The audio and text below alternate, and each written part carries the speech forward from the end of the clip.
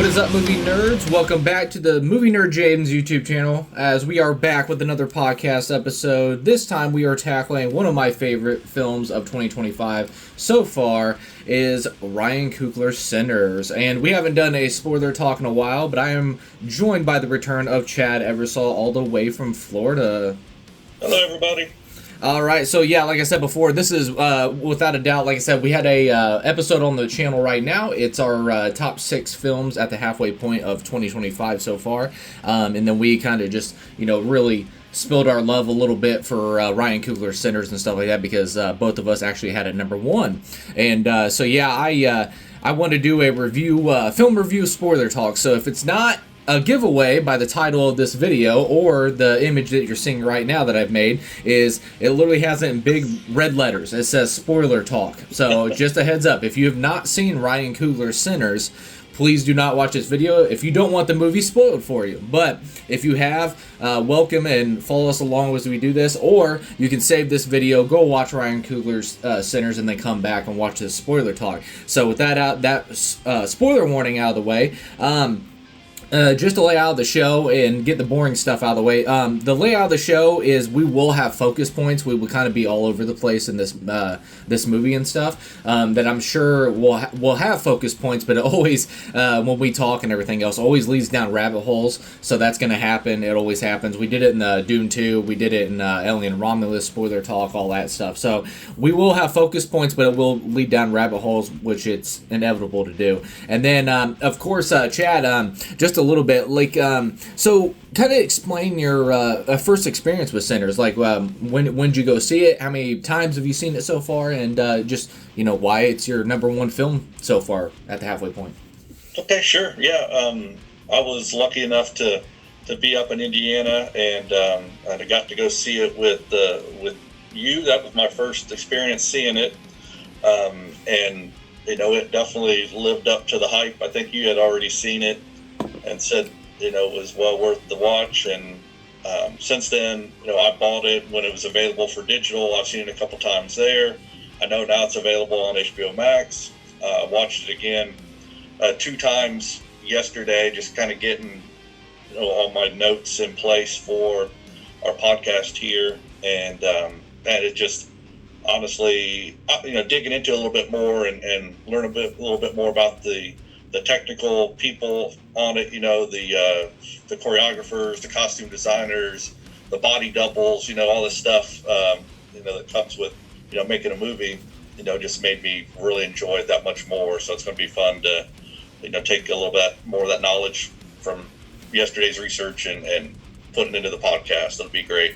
Yeah, and then also too, I forgot to say before this, is the reason why we're doing it now, spoiler talk for this, is I wanted to celebrate the physical media release of the film that just happened this week. I just got my gorgeous steelbook in. I absolutely loved it, and I couldn't wait to watch all the special features and stuff behind the scenes, and obviously we'll talk about details with that as well. But and then of course, we were actually going to have my wife Jessica Eversole, who's been on the podcast of course before.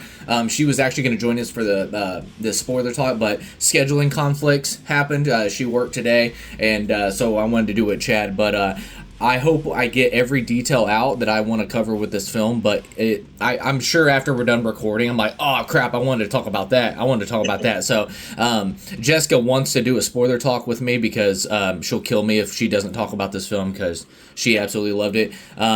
So much that me and her, just alone, I seen the film 8 times total in theaters, and then me and my wife, we actually seen it 3 times together in theaters. So that's a very rarity, because I think the last time that we went and seen a movie that many times together in theaters was Guardians of the Galaxy, and that was all the way back in, 2014? So that should show how much she loved this film as well. But yeah, I seen it 8 times in theaters. I seen it 4 times in IMAX. I wanted to go see it in the Indianapolis 70mm because they extended the run on that, but it just sold out. I just could not get tickets in time. But yeah, it was a great theatrical experience, so much, obviously, that I went 8 times. It is my favorite film of 2025 so far. It's going to take a lot to beat this. But like I said, I hope a film beats this and everything else. That'd be awesome, because I always want the next best thing to come along. And there's a couple films I could possibly see. Obviously the results of the film we'll see with it and everything else. But like Weapons, or maybe Guillermo del Toro's Frankenstein. I don't know.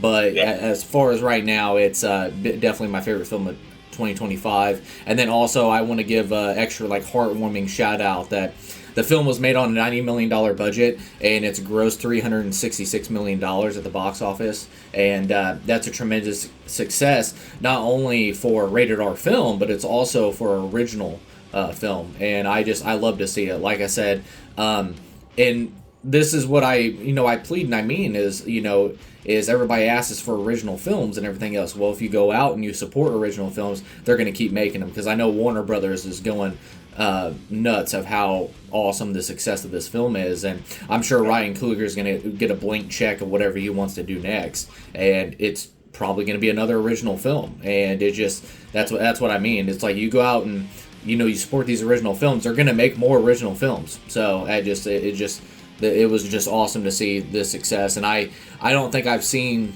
so many people talk about a film. Doesn't matter if negative or positive. I've never seen just a word of mouth of getting people out there to watch the film is just awesome and well. And I haven't seen that.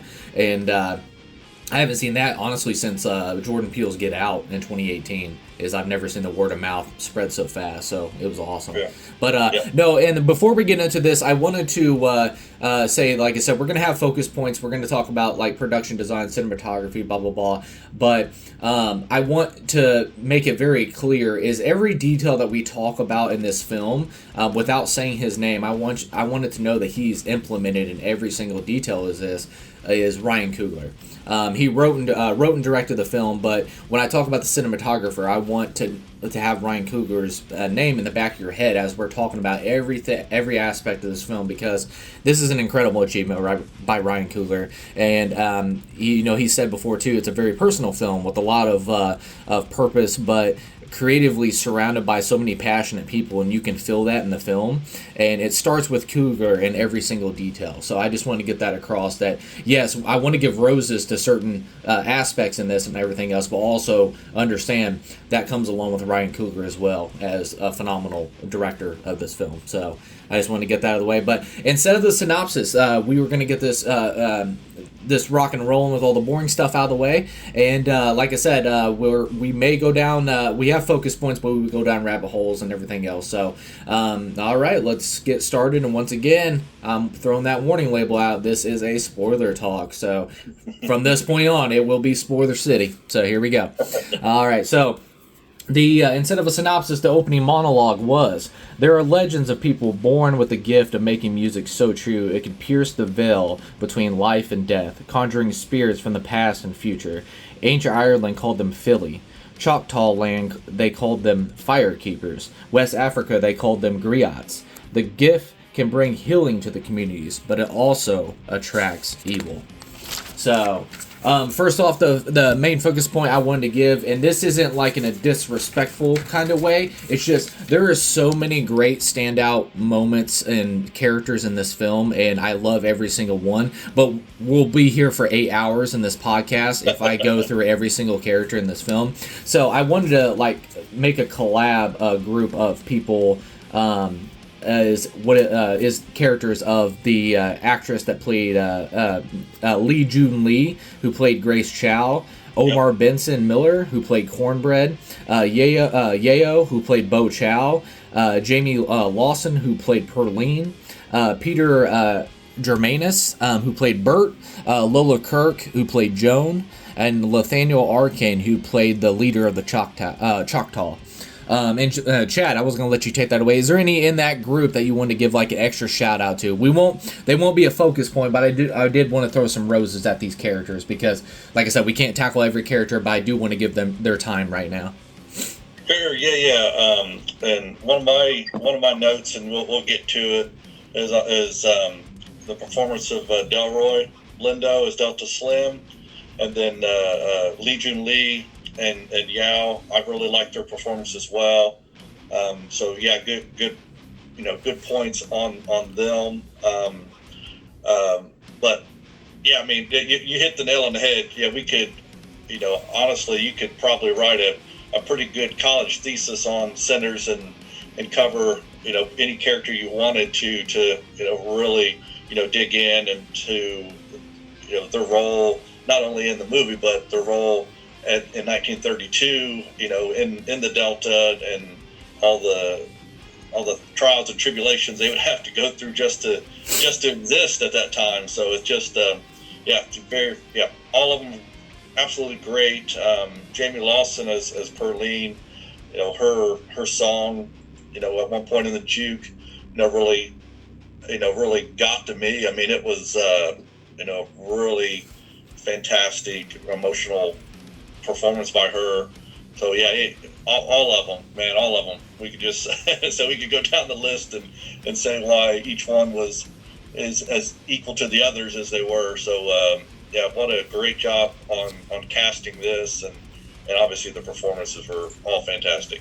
Yeah, and then so I'll go down my list here. I'll start with Lee Jun Lee as Grace Chow. I thought she was fantastic. I loved her in Damien Chazelle's Babylon that just came out and stuff like that, and I thought she was amazing in that. And when she popped up in the film, I was like, oh crap! I was so excited to see her. I thought she did great. I know she gets a lot of crap because she's the one that invited the vampires in, but as a parent, if if a vampire threatens your kid, and I'm gonna go change them too after they just took your husband away from you, and it's pretty personal. So I don't blame her one bit. Just invite him in. Yes, you could say that she got everybody killed, but also, there wouldn't be a film without her because she invited the vampires in. We got a cool little vampire sequence. So, and then Omar Miller, who played Cornbread. I know him all the way back to like 8 Mile and stuff like that. So it was really cool to see him in here. And I really liked his practical effect makeup work they did on him when he's got his jaw blown off by smoke. And I just love that work. And then also his, once again, and then I'll get to 2 other characters that do this as well, but just to bring off the creepiness and to elevate the character of Remick, is he comes over and he's like, why don't you guys just go ahead and invite me in? And they're like, wait a minute, why can't you come in and all that stuff? And he's like, why are you so cheerful? He's like, we need to be kind to one another. And you just can see the mannerism of what Cornbread was before. You're just like, something's off. And he just does an excellent job in his performance to give that off. And then Neo as Bo Chow, I thought he was excellent as well. And I really love the love dynamic between Bo Chow and Grace and stuff like that. So you see that it really pays off in the emotional thing of why she invites the vampires in, because, saving their daughter and things like that. And even at some point, they want to leave the party after, Stack dies with we gotta get out of here, we have to get back to our daughter and stuff like that. And so it was really cool to see. But Jayme Lawson as Pearline, you got to a while ago, she actually sung all her songs and everything. She is a very talented singer and stuff like that, and I think she does absolutely excellent. And then you have Peter Germanis and Lola Kirk, who played Bert and Joe. The reason why I want to give them a shout out, because I really think they elevate Remick's creepiness, and especially when they're doing their music sequences and stuff together. Yeah. And they do an excellent job with that. And then the final one was Nathaniel Arcane, who was the lead of the Choctaw. Just beating the shit out of Remick and stuff like that, and then he just shows up, and him and his gang, and just looking badass. And it's just a short scene, but he just gives all that, basically that aura and vibes of just being a badass. And then I always crack up too, because he looks over and he sees the Klan hood, and he's like, ma'am, you can't invite, this man is evil, and he's not what he says he is. He's like, God forbid you invite him in your home. And then he sees the Klan hood, and he's like, you know what? I did all I could do. See you later. Bye. So he just and that's what's funny about that as well. In that scene, she would rather invite in a white vampire than that's all burnt and bloody and beaten than to listen to a Native American person at that time. She's just got her gun trained on his face. She's gonna blow him away. But in the meantime, Remick is in the back room, chewing on her husband, and that's all good. But at least he was a white guy. Yep, and it like I said, it's like the dude sitting there trying to save her life, and like I said, it's you know, can't get over the evilness of racism, so it being racist. So it just like that's a theme. Yep, and then even his buddy, he was like, you know, the sun's coming down and stuff like that. So he was just like, yep, we gotta get out of here, bye. So he's like, we're out of here.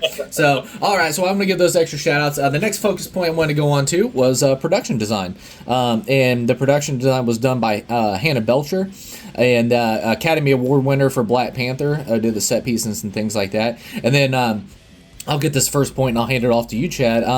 I love how she like designs these set pieces and allows the set pieces themselves to speak their own voice. And what I mean by that is one of the big scenes is you'll see, and a shout out to I gotta find her name. Hold on, here we go. Then Autumn Durald Arkapaw as a cinematographer.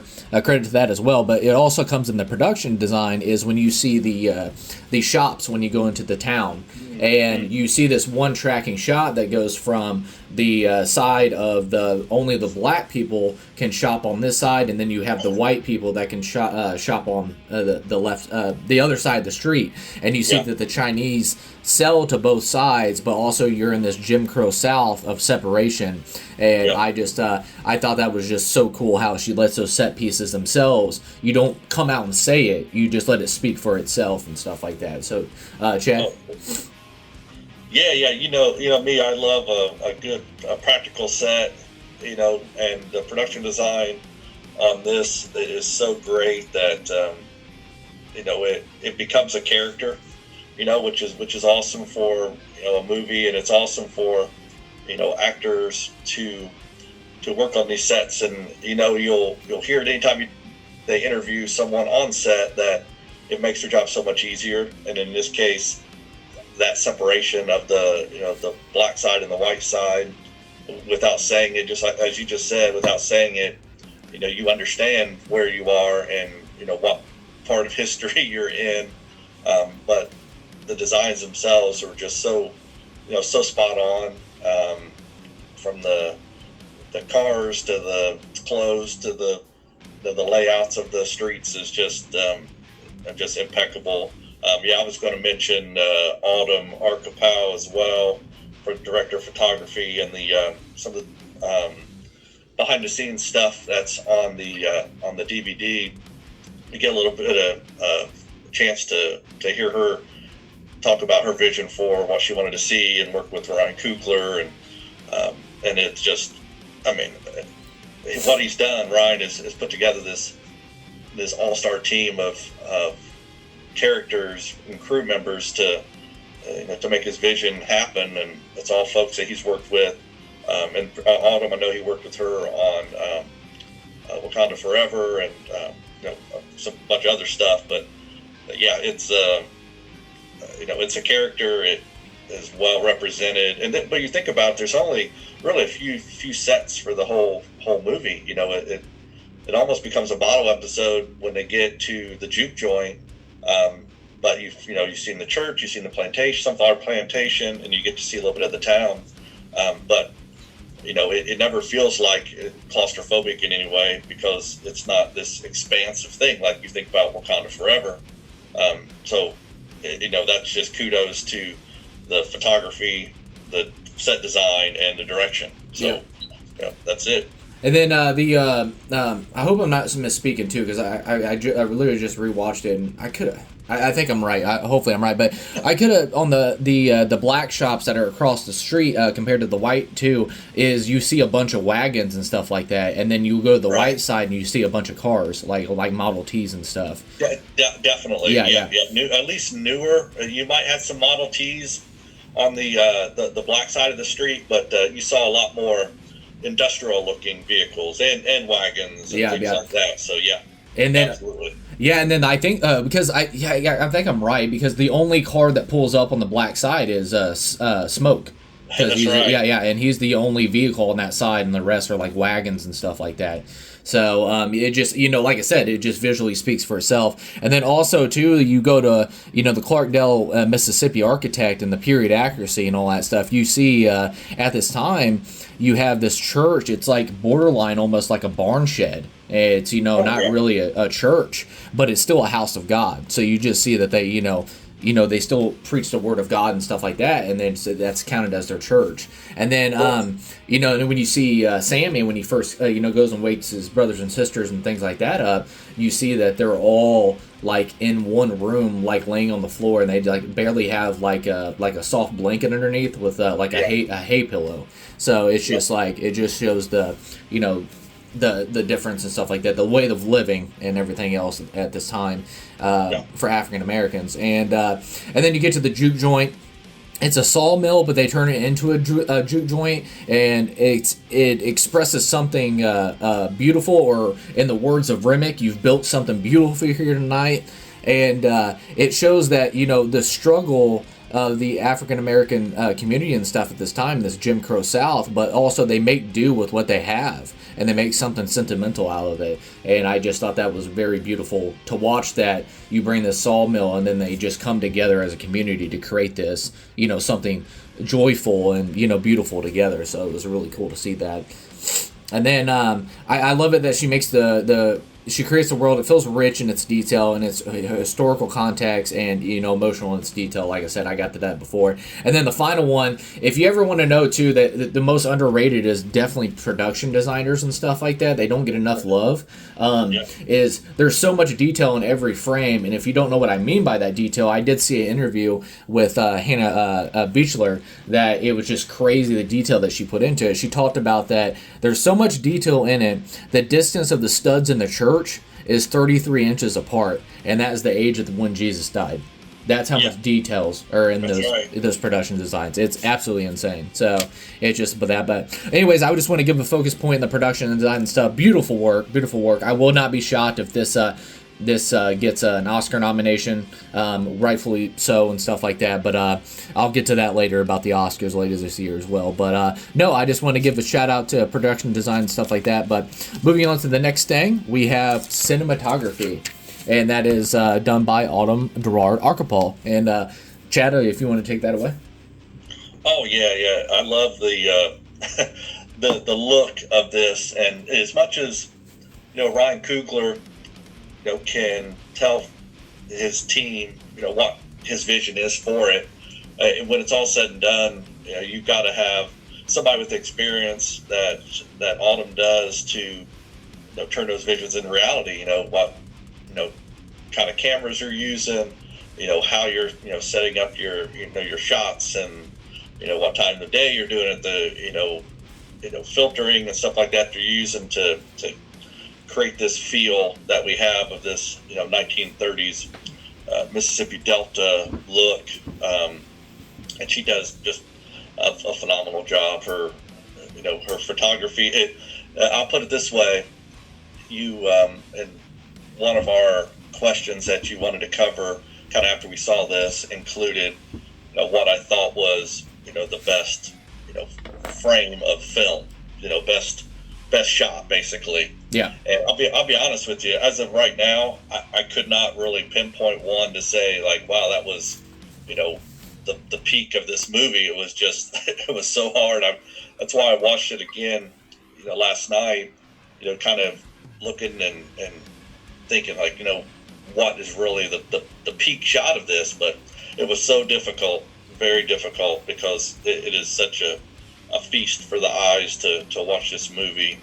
And that's where director of photography comes in, and yeah, if she doesn't get some type of recognition, I'd be really surprised, as with everyone obviously on this thing, but in particular an unsung hero for Sinners, absolutely. Yeah, and just a little bit of details too about Autumn. She's the first woman to shoot film on IMAX 65 millimeter.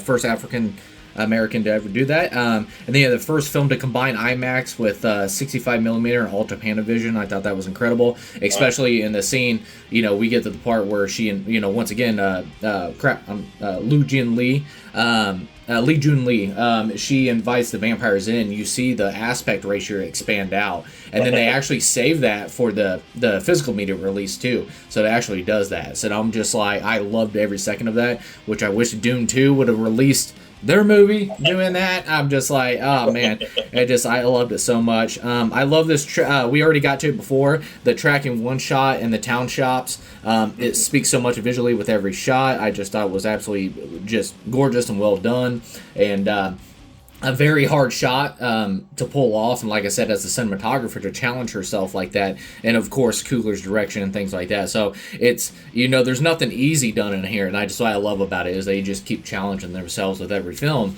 And then you have the opening scene. I just want to give extra shout out to dudes when Sammy comes to the church and we're introduced to Sammy for the first time, and he's got this gigantic gash scratch going down, this claw scratch going down his face, walks into the church with this broken, snapped off the head of a guitar, and you don't know what's going on, but after you see the film you get in context. But I thought the rich detail of showing Sammy's father as he's preaching and coming towards Sammy and talking about the Word of God and stuff like that, is it replicates and cuts like a horror flash to Remick, and it's the same pose.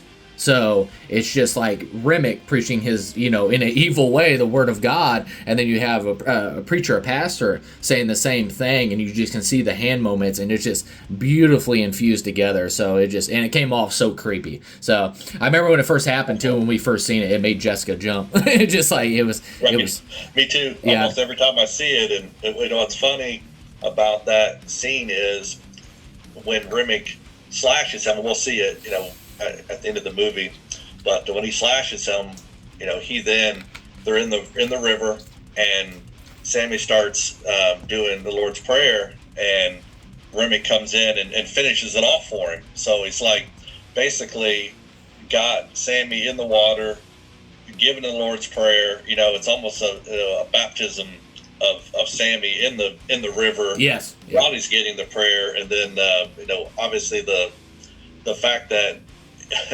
I think if you think about vampires throughout history and their connotation with evil and the devil and whatever, but he just he has the silver tongue, Remick does, and the Bible even says that even the devil knows the scripture. Even the devil knows the prayers, but because the devil was an angel at one point.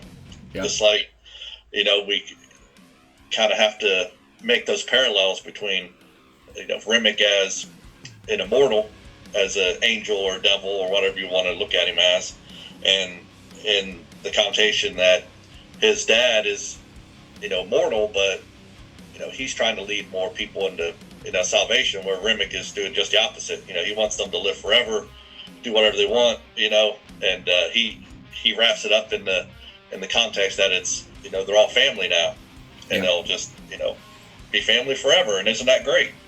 Yeah, and then like the final quote too, talking about like put the guitar down, Sammy, and stuff like that, and then that comes later and thing, just very well done. And I just love and also too, I noticed too that they took the opening scene when they said, the gifts, talking about the gifts, and it attracts, but it also attracts evil. It shows the red eyes of the character, but then it cuts, it's two inner suns happening, so it actually looks like the eyes of the evil person. So I just thought that was just beautifully done. And then, of course, we've talked about this, and we're probably going to talk about it multiple times throughout this podcast, of course, is I said the scene that she went absolutely God mode in is the I Lied to You scene. This one shot that tracks through the juke joint. I heard it took 2 months to coordinate this and stuff like that, but the results are absolutely perfection and beautiful. I just loved every second of it, and then of course a cool little detail and stuff like that I picked up on after a couple times, and I haven't seen anybody talk about this, so this could be a reach on my part. It could just be a coincidence, I don't know, but I didn't see in any interviews and did research on this to find anything about it or see any other reviews that talked about this, but in the Rocky Road to Dublin, you see that on the outside while they're doing their dance and stuff like that, you can see that everybody is circling counterclockwise. So it makes me wonder if it's showing like visually they're trying like it's going back in time to something like a 19th century dance and stuff like that. So it feels like it's like joined and connected like a family, and you resurrect like old feelings and all that stuff. So I just thought it was really cool. And then of course on Jack O'Connell's part too, and you see that the shot's very still, and you can see that he hasn't done this in a while. So to have this connection with, this force connection, we'll talk about that later, but to have this hive of connection between everybody and doing this Rocky Road to Dublin, you can see that he's very hesitant at first and very stiff in his dancing, and then further and further he just gets more into it. It's like it's just pure magic. It's awesome. So it's like it's great. But like I said, is there any more notes on Autumn that you wanted to shout out real quick before we move on to costume design? No, not really. I mean, well, like I said before, you could honestly pick any crew or cast member and write a pretty good thesis about them. And in this case, I mean, she's very good at what she does, and we're going to continue to see really, really cool things from her. So it's a treat to watch this movie, whether you understand the way things are shot or why they're shot the way they are, or you understand the wide format versus standard formatting, whatever. You don't have to. You just enjoy it and realize that it's the best of the best is happening right before your eyes. Yep. All right, so moving on, we're going to go on to costume design, done by the great Ruthie Carter, Academy Award winner, 4-time nominee, 2-time Oscar winner for Black Panther, both the Black Panther films.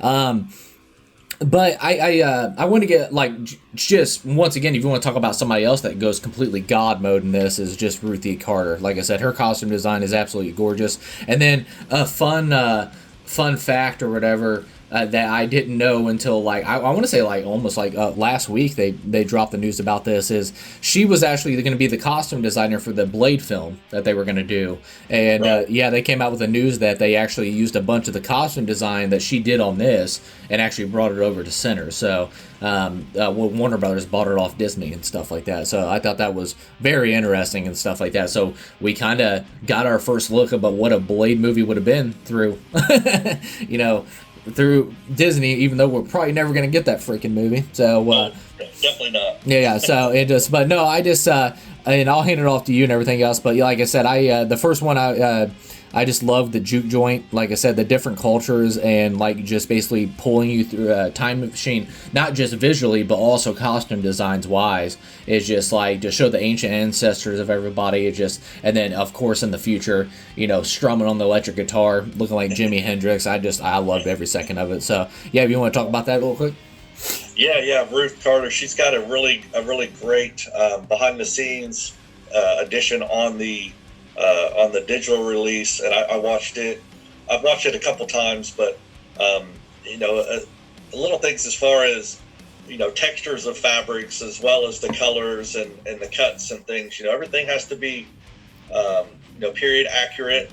For the 30s, and she's got that down. But it's when you go from creating these very custom costume looks of Wakanda to the Mississippi Delta of the 1930s. I mean, you couldn't be further apart on, how these things looked, but, her attention to detail is so great. And she talked a lot in the special about, red, whites, and blues. And if you look back at, any colorized images of the time, there's a lot of blue, a lot of denim, a lot of, working class people.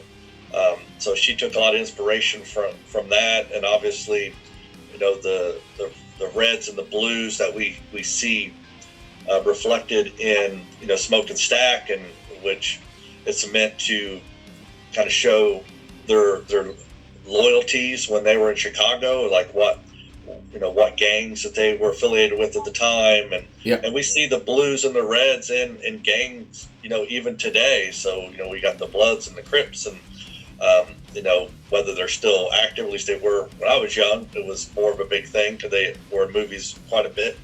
But yeah, the costume is awesome, and also in the background, James and I are watching the movie at the same time as we're talking about it. And at this point in time, we're at the sunflower plantation, and Sammy's there, and he's got his overalls on after spending all night as a sharecropper in the fields just to get his quota for the day, so that he could then take the night off and go to the juke joint and and join Smoke and Stack and create this vision of this joint. And so we're seeing him in his overalls. He's got a blue shirt on, and then we don't see much of his siblings as they're waking up. But the costuming is fantastic.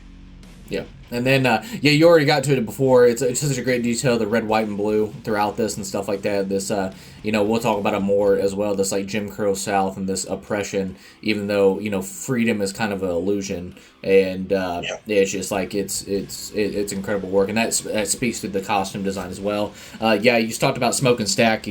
Of course, I love you can even see the cross patterns in the Irish, like the Irish blue and stuff like that. The cross patterns and the texture of the suit, and then you get Stack and everything else, and it's more like cross patterns and stuff like that. And then you have that red hat that gives the separation of the Italian gang or the Italian gang mob, and then you have the Irish mob and stuff like that.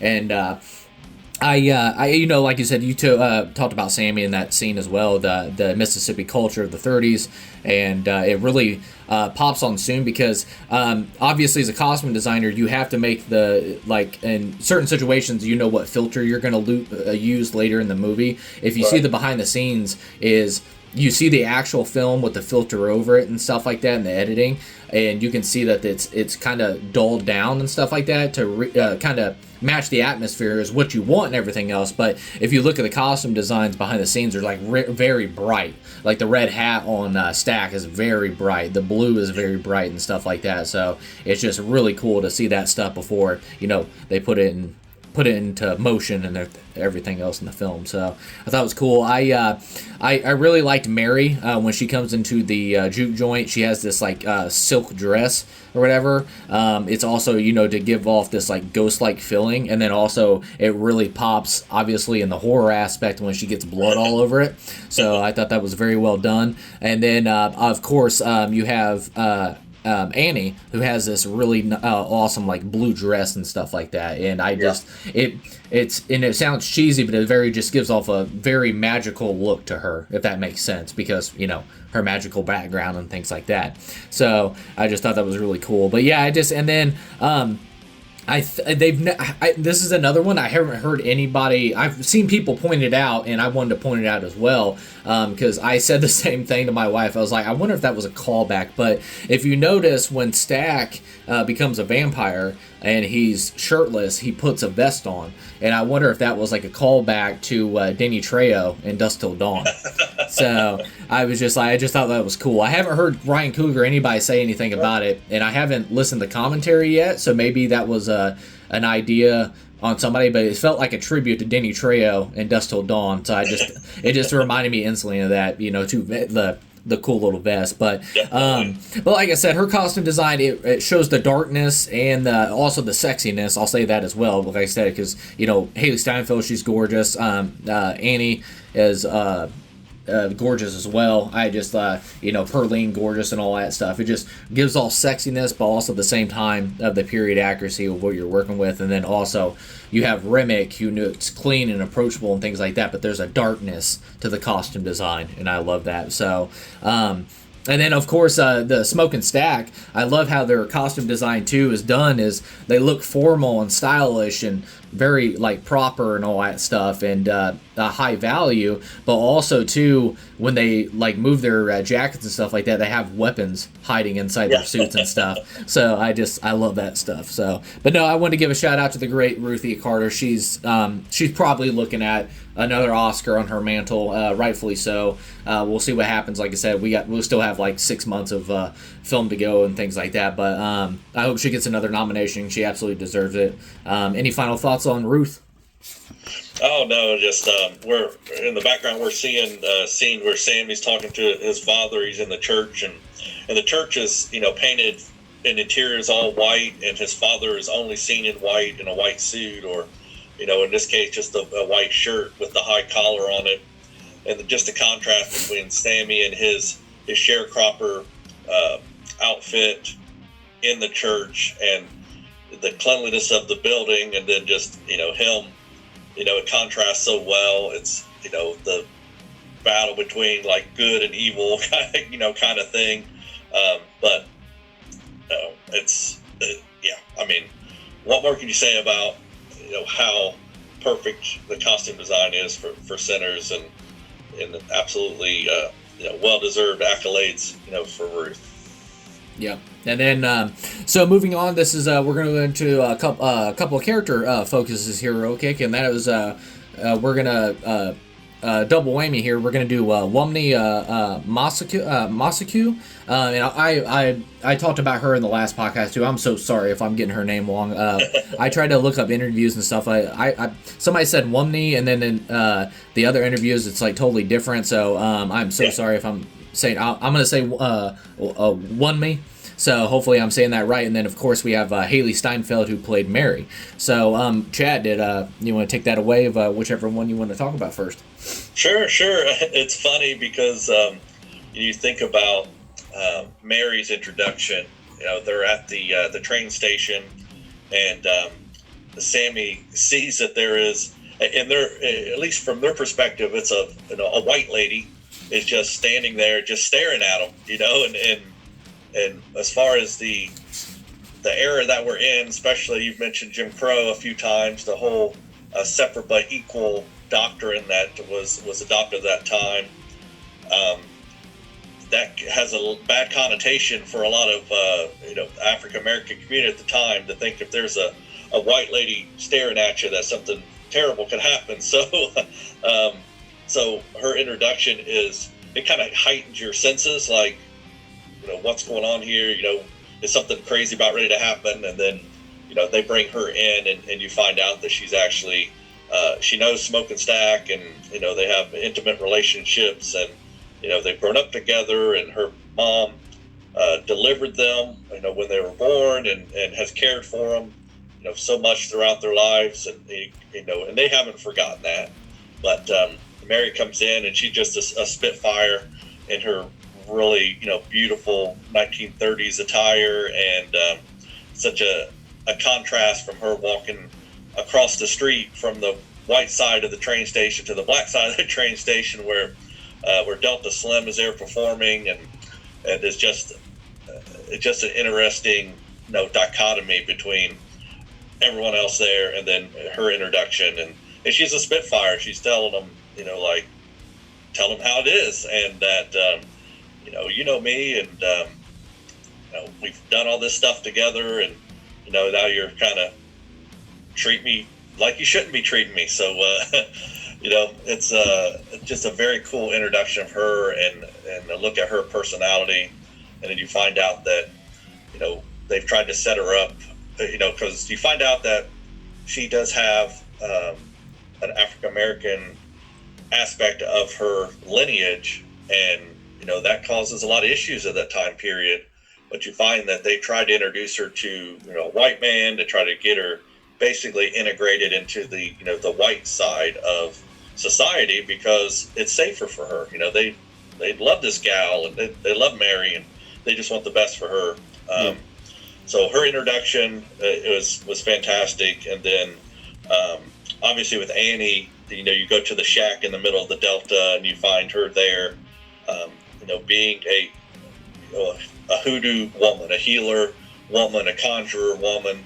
They mentioned that throughout the movie. But her introduction to Smoke is way different, But we find this connection that they have. Smoke visits a small grave outside, and you realize that they had a child together, and the child didn't survive, and he's back to obviously ask her to cook for him at the juke tonight. But other than that, it's more than that. It's a reconnection, and it's a really great scene of just their interaction and everything. But yeah, both characters are not just surface level. They're deeper characters, great character development by them before you ever even get to see them on screen. It's just so well done, and obviously the acting is phenomenal by both of them.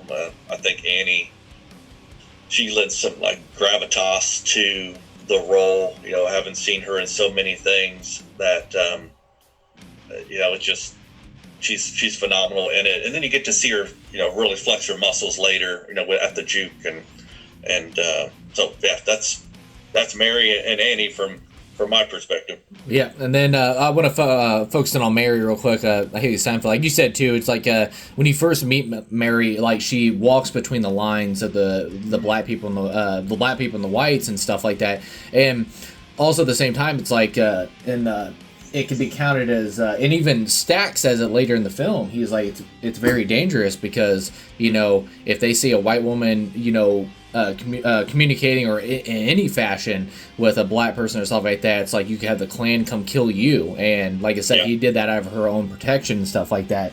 And it's unheard of. And like I said, that's why when Remick comes along, you have these three white people and they're like, what's going on? And because it just doesn't happen in this time period and stuff like that. And it's once again a credit to the details and everything else of this Jim Crow South that's going on at the time. And like I said, it doesn't hold its punches. That's what I love about it. And but Mary is like, she comes along, she's like, feels abandoned and alone, and then she feels at home with Stack. Obviously, you get that right off the bat, when she gives, the tongue right back to him and the sass and everything else. And like I said, it just Steinfeld, she's actually 1/8 black in real life, and so is Mary in the film. And so it just like she feels home with the black community and Stack, but it's once again like I got to before, it's very dangerous because they would kill her if they seen him with her black man and stuff like that. So you see the heartbroken look, and once again to Hailee Steinfeld's incredible performance is you see the heartbreak on her face and stuff like that. So and she truly wants them all together and feel accepted and things like that. That's why. When she gets turned into a vampire, you see, when Annie dies, when Smoke, kills her, because he said, if don't let me turn into a vampire, so he kills her. You see Mary in the background; she gives out like an emotional scream and yells Annie, as because she truly was heartbroken that she's gone, and they just wanted them all to be together. And like I said, it's an illusion lens that Remick has put over them, but it's also like she truly wanted them to be together. It was like they described it as heaven on earth. It's just like everybody's together and they can be together forever. And the thing about it is like, they don't... the Jim Crow South in this time period doesn't accept this, but they don't care. They're vampires. So if they don't accept it, then, they'll do something about it. So that's why, she was so heartbroken when Annie died. So, and then, of course, she had her great, vampire turn. I love her body language where, she's very cold and broken and feels abandoned. You can see that physically. And then when she turns into a vampire and then comes back into the juke joint, you can see she's like loose and confidence is just like coming off of her. So it's just a completely different Mary, obviously, because she's a vampire now. And of course gives her wicked line of we're gonna kill every last one of you and all that stuff. So it's wicked. So and her evil laugh when she gets shot is just so creepy, and just that scene is so awesome because Hailee just kills it in that scene, comes off just terrifying. So it was really well done. But no, as far as Wunmi as Annie, I love the connection that she gives off. That and I love how the character is written by Coogler. Is she's somebody that she obviously her and Smoke have a connection and a history there and everything. So you feel that right off the bat. And of course, when Smoke walks over and goes to the grave of his dead son, baby son and all that stuff, so there's history right there, right off the bat without telling you. It visually shows you. And then I love it that Annie is somebody that comes off that she doesn't need her hand held. And like she's like Smoke tries to offer him money. She's like, I don't want that blood money. He's like, well, you can't spend it here. She's like, well, I ain't going anywhere else and all that stuff. So she's like, she just gives it right back to him, and she really stands her ground, and kind of somebody comes right off the bat that oh yeah, she's like, she doesn't need anybody to hold her hand. So it just like and I love Annie's magic background, bringing in the mojo bag, protecting Elijah. We find out what his actual name is and stuff like that. It's not Smoke, it's Elijah. So that was really cool to see that. And then, of course, we find out that the mojo bag is like protected him from gangs, war, vampire bites. And then I want to say, too, in the middle of the film when Cornbread attacks Smoke, I want to think the mojo bag probably saved him just for a couple seconds. I know Smoke has great reflexes and stuff like that, but it makes me wonder too if that mojo bag had something to do with it as well. Like it saved him, like it spared him a millisecond to pull that gun out and be able to shoot Cornbread and stuff like that. So definitely. Yeah, I love the description of Annie as this healer, this nurse basically of the Delta of the time.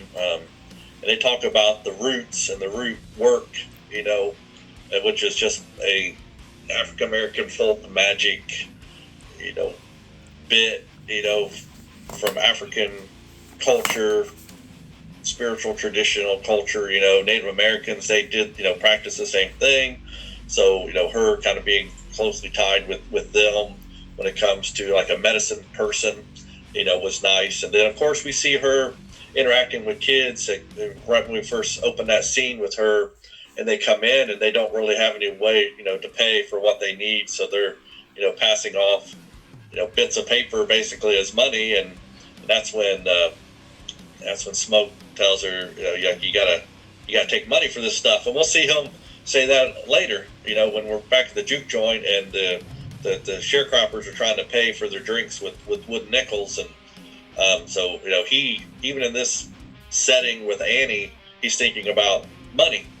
He's a business person. He's thinking about where you going to get your next dollar, how you going to spend your next dollar, that kind of thing. So and he uses money in a lot of conversations. So that's what's on the top of his mind, even in seeing Annie for the first time in who knows how long, and talking about their child that they lost together, and in the back of his mind, it's he's still a business person thinking money, and how Annie basically is dumb for taking this paper that isn't worth anything for the services that she's providing, to the community. And like you just said, but I'm not going anywhere. I don't care about money. She can harvest everything, grow everything that she needs. So she isn't worried about it one bit. Yeah, and then of course she knows Elijah. She's like, I know where you're coming from. She's like, you come from the Irish gang and all that stuff. So you just like, she knows that's not pure money, as she described it. It's blood money. So it just like well earned money. It's blood money. So I just like, and then also the main point I wanted to make with Annie too, I love how her characters are in it. She is not an idiot at all. It's just like, she is no dummy, and she's probably Remmick's worst nightmare, because we even said that before. We'd see, with Cornbread, immediately right off the bat, she's like, why can't you like walk your big ass up in here? He's like, you've been walking up all day. She was like, what's going on? Like she immediately clicks into this stuff. And then even with Elijah at first, she's like, hey, he's like, why are you here? So she knows there's something there. So she's not an idiot. And same thing too is when Mary kills Stack and all that stuff and runs out of the building, they're like, so she say anything at all? And he's like, we're gonna kill every last one of you. She's like, She's like, what do you mean we? And all that stuff. So she just catches up on this, and you see the supernatural gears turning in her head too, because she's trying to figure out what's going on, and you can see the gears turning in her head. And at first she thinks they're Haint, and it just like, she's like, oh, and then you see it click in her mind when she shears Stack on the other side of the door when he's hitting the door and saying let me out and all that stuff. So she goes out of frame and goes and gets the pickle pickle garlic or whatever. Yeah, pickled garlic. Yeah, and she's like, I'm gonna go try this in case he comes through this door. And then, of course, when he comes through the door and she hits him with the garlic, she's like, oh, they're freaking vampires. So it just like all that stuff. And then, of course, she's like, you know, as a outside person, we're like, yeah, we know these are vampires and stuff like that. But also at the same time, it's a real communication off to the you know, the crowd and the viewer and things like that to describe what these vampires are like. And then of course talking about the haints are like spirit or ghosts and everything else that are like they come at night as well, and that's at first of what she thinks they are. And then when she finds out they're vampires, I love the thing talking about they can't feel the warmth of a sunrise, and they're probably the worst kind because the soul gets trapped into the body and all that stuff. So it's just like, and that's a lot of the details and stuff like that comes to play with Remick later that I want to talk about. But yeah. Well, it's just one thing real quick. That. It's and lending a little bit more to Anne's character is that in the shack when her and Smoke first meet, they're talking about the mojo bag and how she did it to protect him and that she's been praying for him, you know, and he's here, meaning that, you know, what she did was protecting him through everything that he went through. And he specifically says, you know, I've been all over this world and I've never seen a ghost, a specter, he's mentioned all these things. And so she knows that he doesn't believe in any of that stuff. Yeah.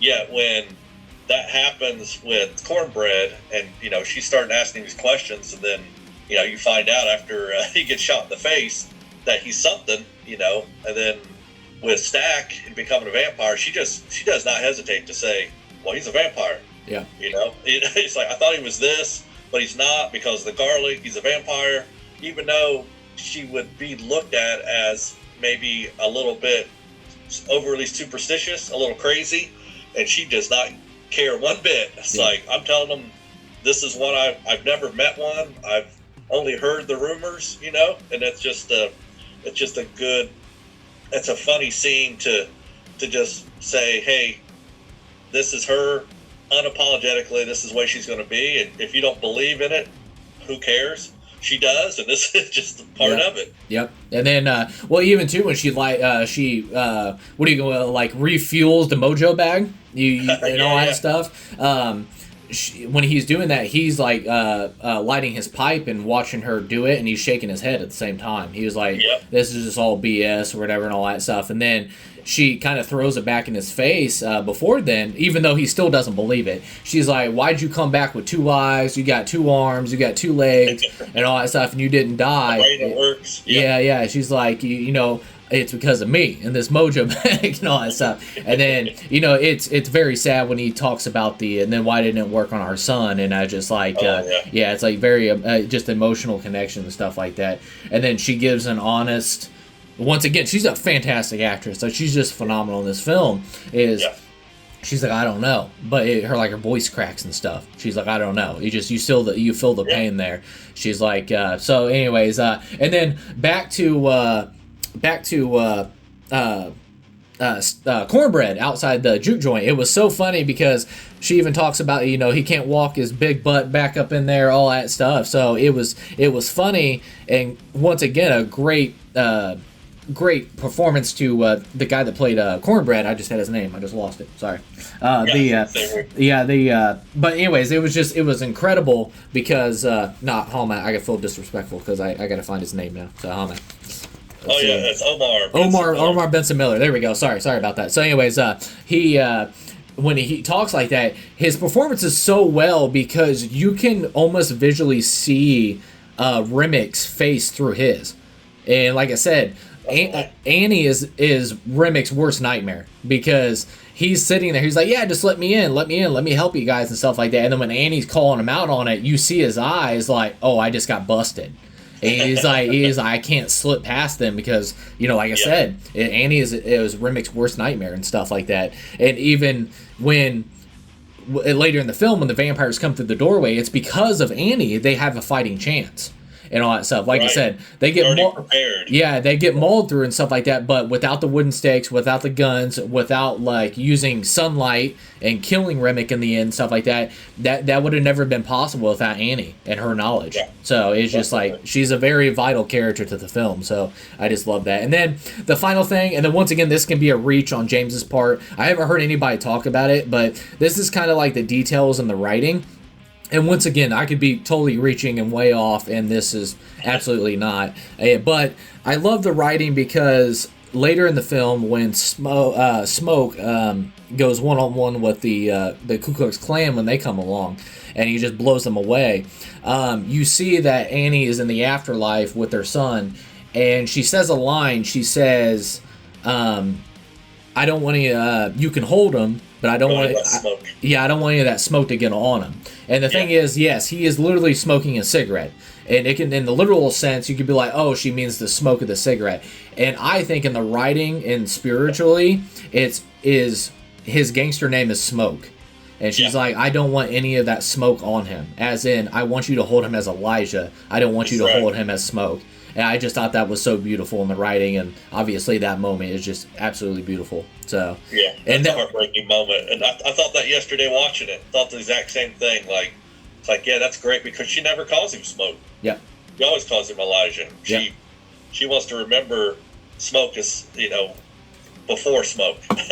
Yeah, she wants it to be Elijah, how she knew him when they were together and had their their child together. So yeah, that's a great point. I love that. I love that little bit of writing, and it's double meaning there. I think is probably fully intended. Yep. So, but no, like I said, any more final thoughts on Annie and Mary before we move on? Nope. Yeah, their performances, both of them, fantastic job, and in their own way, different acting for both. Like Annie never got to be a vampire like Mary did, so we didn't get to see the vampire version of Annie, but I think that would have been awesome too. Yeah. But they both did a great, phenomenal job. And then the next focus point I wanted to go on to was real quick too. We have the film in the background right now. It's the car ride with Delroy Lindo, and I'll get to this scene in a little bit. But it's just that's probably he's my front runner to win the best supporting actor Oscar or whatever, and it's this scene right here. I think he's gonna win it for and stuff like that because he's just fantastic. It's so good. But anyway, I'll get to that in a minute. But going on to the next focus point, we want to talk about visual effects, and then we want to talk about practical effects. And I'll take this one away real quick right off the bat. They use like some kind of rig, and I don't know if they've used this before, or I couldn't find any information if this is the first time they've ever used this, because this is the first time I've ever heard about it. So I don't know, but it's called the Halo rig. And they used it on the twins and stuff like that of Michael B. Jordan and the stand-in actor to make Michael B. Jordan look like twins. It's a rig that sets up 12 cameras that go around this ring like a halo, and it gets it from every angle. And it's phenomenally done because it does the like light reflection, sun reflection, every frame from every angle, and then every like muscle movement and then basically taking that and the visual effects post production and putting that on the actor and stuff like that. And I'm not trying to come from a biased point of view. I said it when the opening scene when I seen it. That's probably the best visual effects I've ever seen done for twins. Like making an actor and duplicating that without using actual twin actors.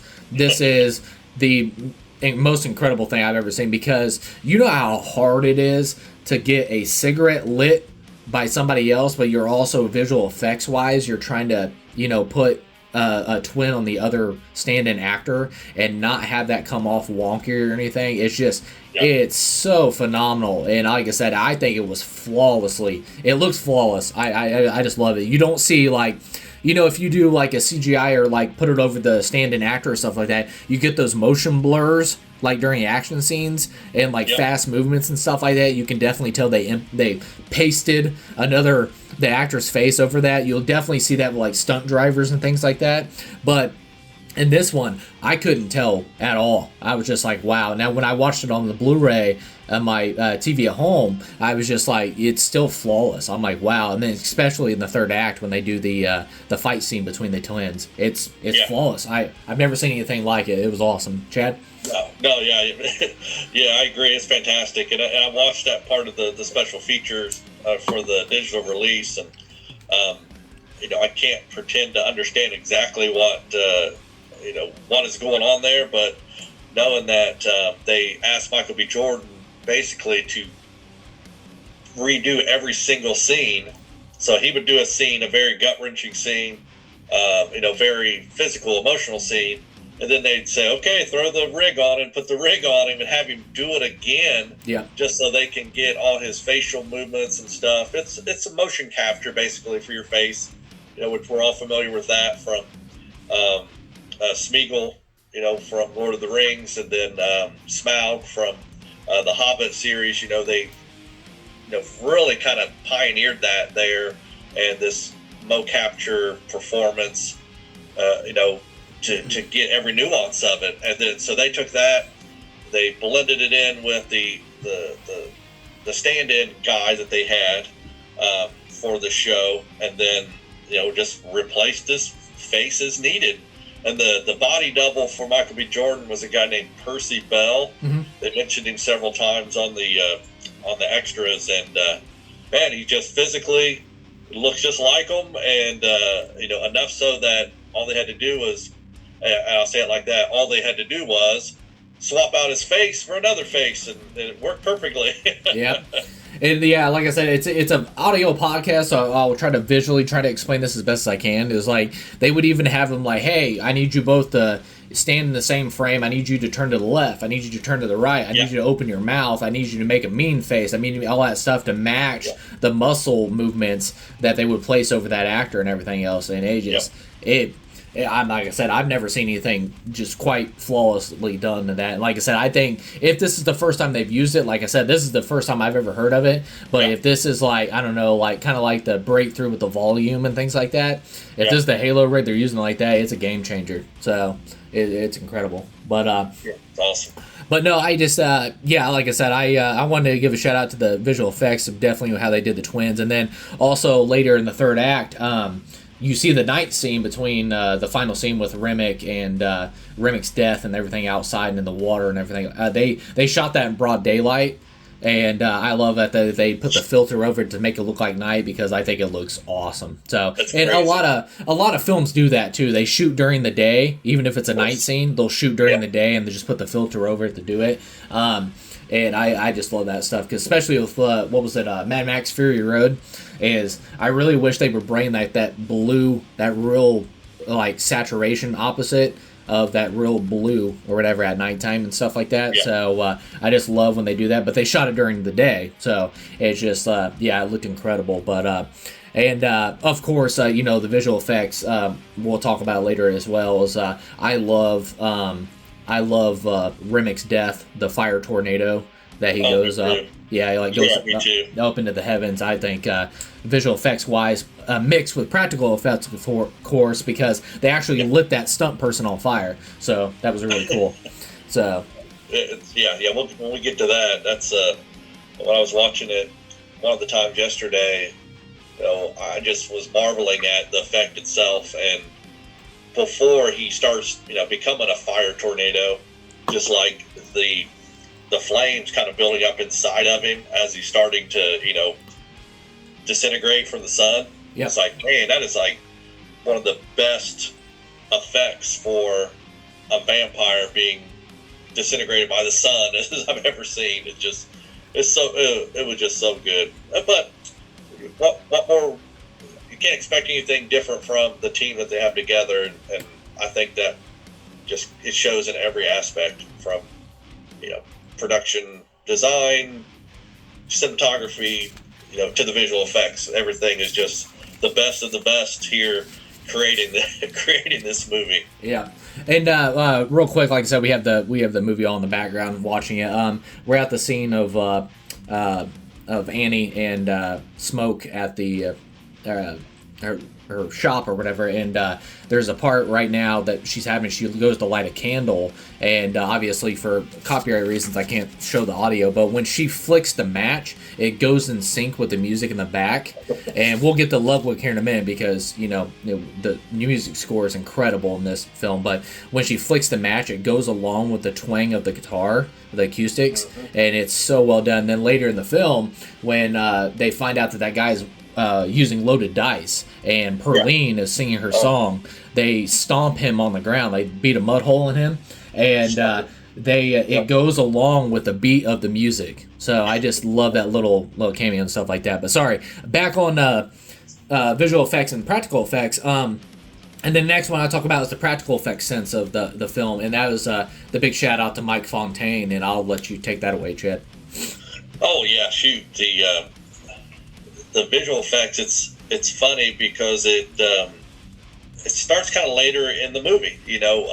We're seeing a little bit of like squib work and stuff like that, like when he shot the guy in the butt who was trying to steal from him, a little bit of blood, but you don't really start getting really heavy in the effects till you see Remick, his first initial shot of him, kind of being burned and stuff, and then and that's when you finally it's revealed that you're watching a movie about vampires, yes. So it's from the beginning to up to that point, it just feels like kind of a period movie about these brothers come back into town, they're going to open up this joint and kind of see what happens. You figure you'd end up with some some clashes with the KKK, the black versus white, and then you finally get to see who the real enemy of the movie is, with a very, very well done, light burn version of Remick as he's running from the Choctaw people who are hunting him. Yeah.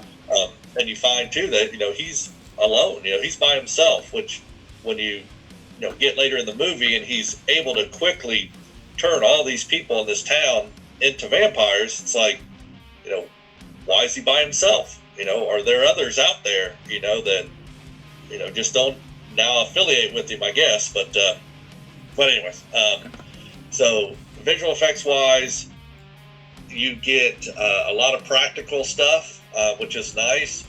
You see a lot more, CG gore and stuff like that now than we ever have, because it is easier to do from a production standpoint. But the special features part of the DVD, there's a whole special features about the effects, and definitely try to watch it because it really dives in and deep into the designs that unfortunately you don't get to see completely on screen because of blood added or the darkness added, all that, but the sculptures and the theory behind why we did it this way, why we removed this chunk, why we have the teeth like this, they go into great detail on that. And as a matter of fact, the movie in the background we're watching is showing Remy coming up to the cabin when he's first appears in the movie, and it's just very subtle, super subtle stuff.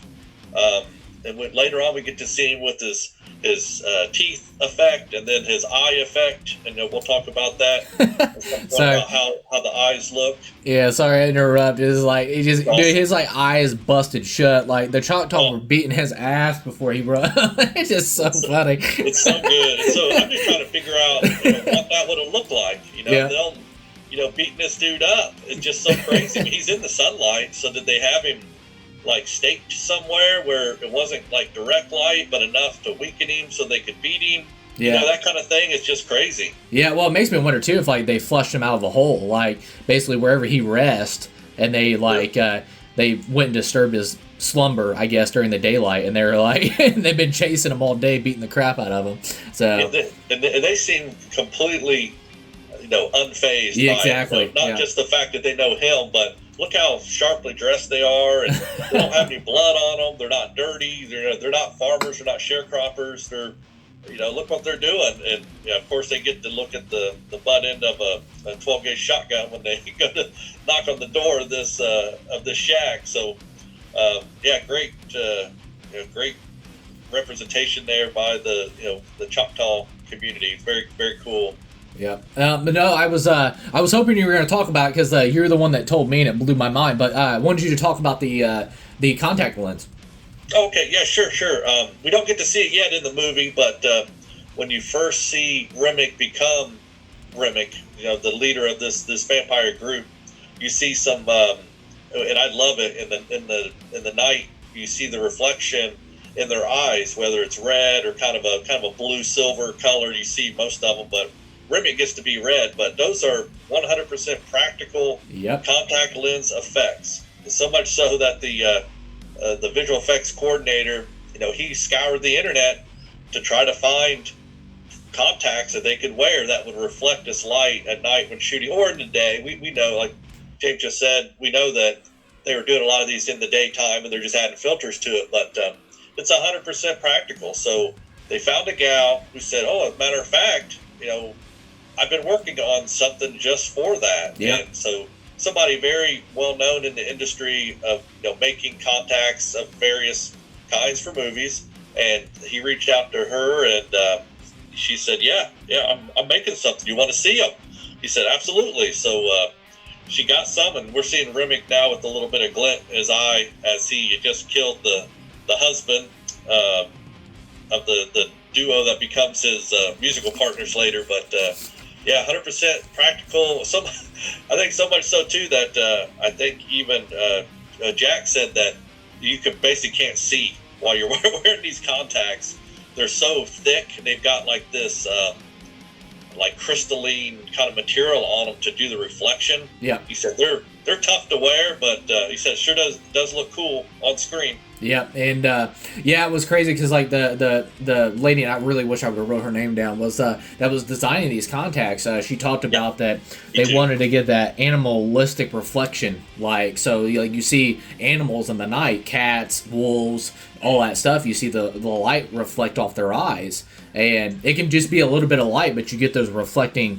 Really terrifying animalistic eyes and stuff like that. So it is even more into the lore of these type of vampires. That's something fresh and something new in these contacts. And I'm keeping my eye out left and right. I'm trying to see it whenever they perfect these things to go on sale to the public, because I'm definitely grabbing some. That'd be a great cosplay to be like Remick with the red reflective lens and stuff. Oh my goodness, that'd be crazy. Yeah, I'm buying some of those contacts whenever they become available to the public. So I want some really bad. But no, I wanted you to talk about that because when you told me they were practical, I was like, what? I was like, yeah. So it doesn't seem to make sense because that'd be such an easy thing to do in post. Yeah, but that just lends itself to how deeply rooted the concept of when you can do it practical, and it just looks so much better. I mean, we may not, as lay people watching these things, even though we do watch a lot of movies, and we appreciate movie making in particular, that watching it, you're just like, I don't know what it is about it, but man, that looks really good. And you know why. Yeah. It's like, because it's real. It's really captured in camera, and there's just a lot to be said for that. Yeah. There's not a lot of probably even digital sets or anything on this movie because it is very, bodily. But, it when you see it, and in the back of your mind, you're thinking, yeah, there's something great about what I'm watching here. And that's usually what it comes down to. Yeah, and and back to that as well is like to Ryan Coogler and the collaboration between him and Mike and Fontaine.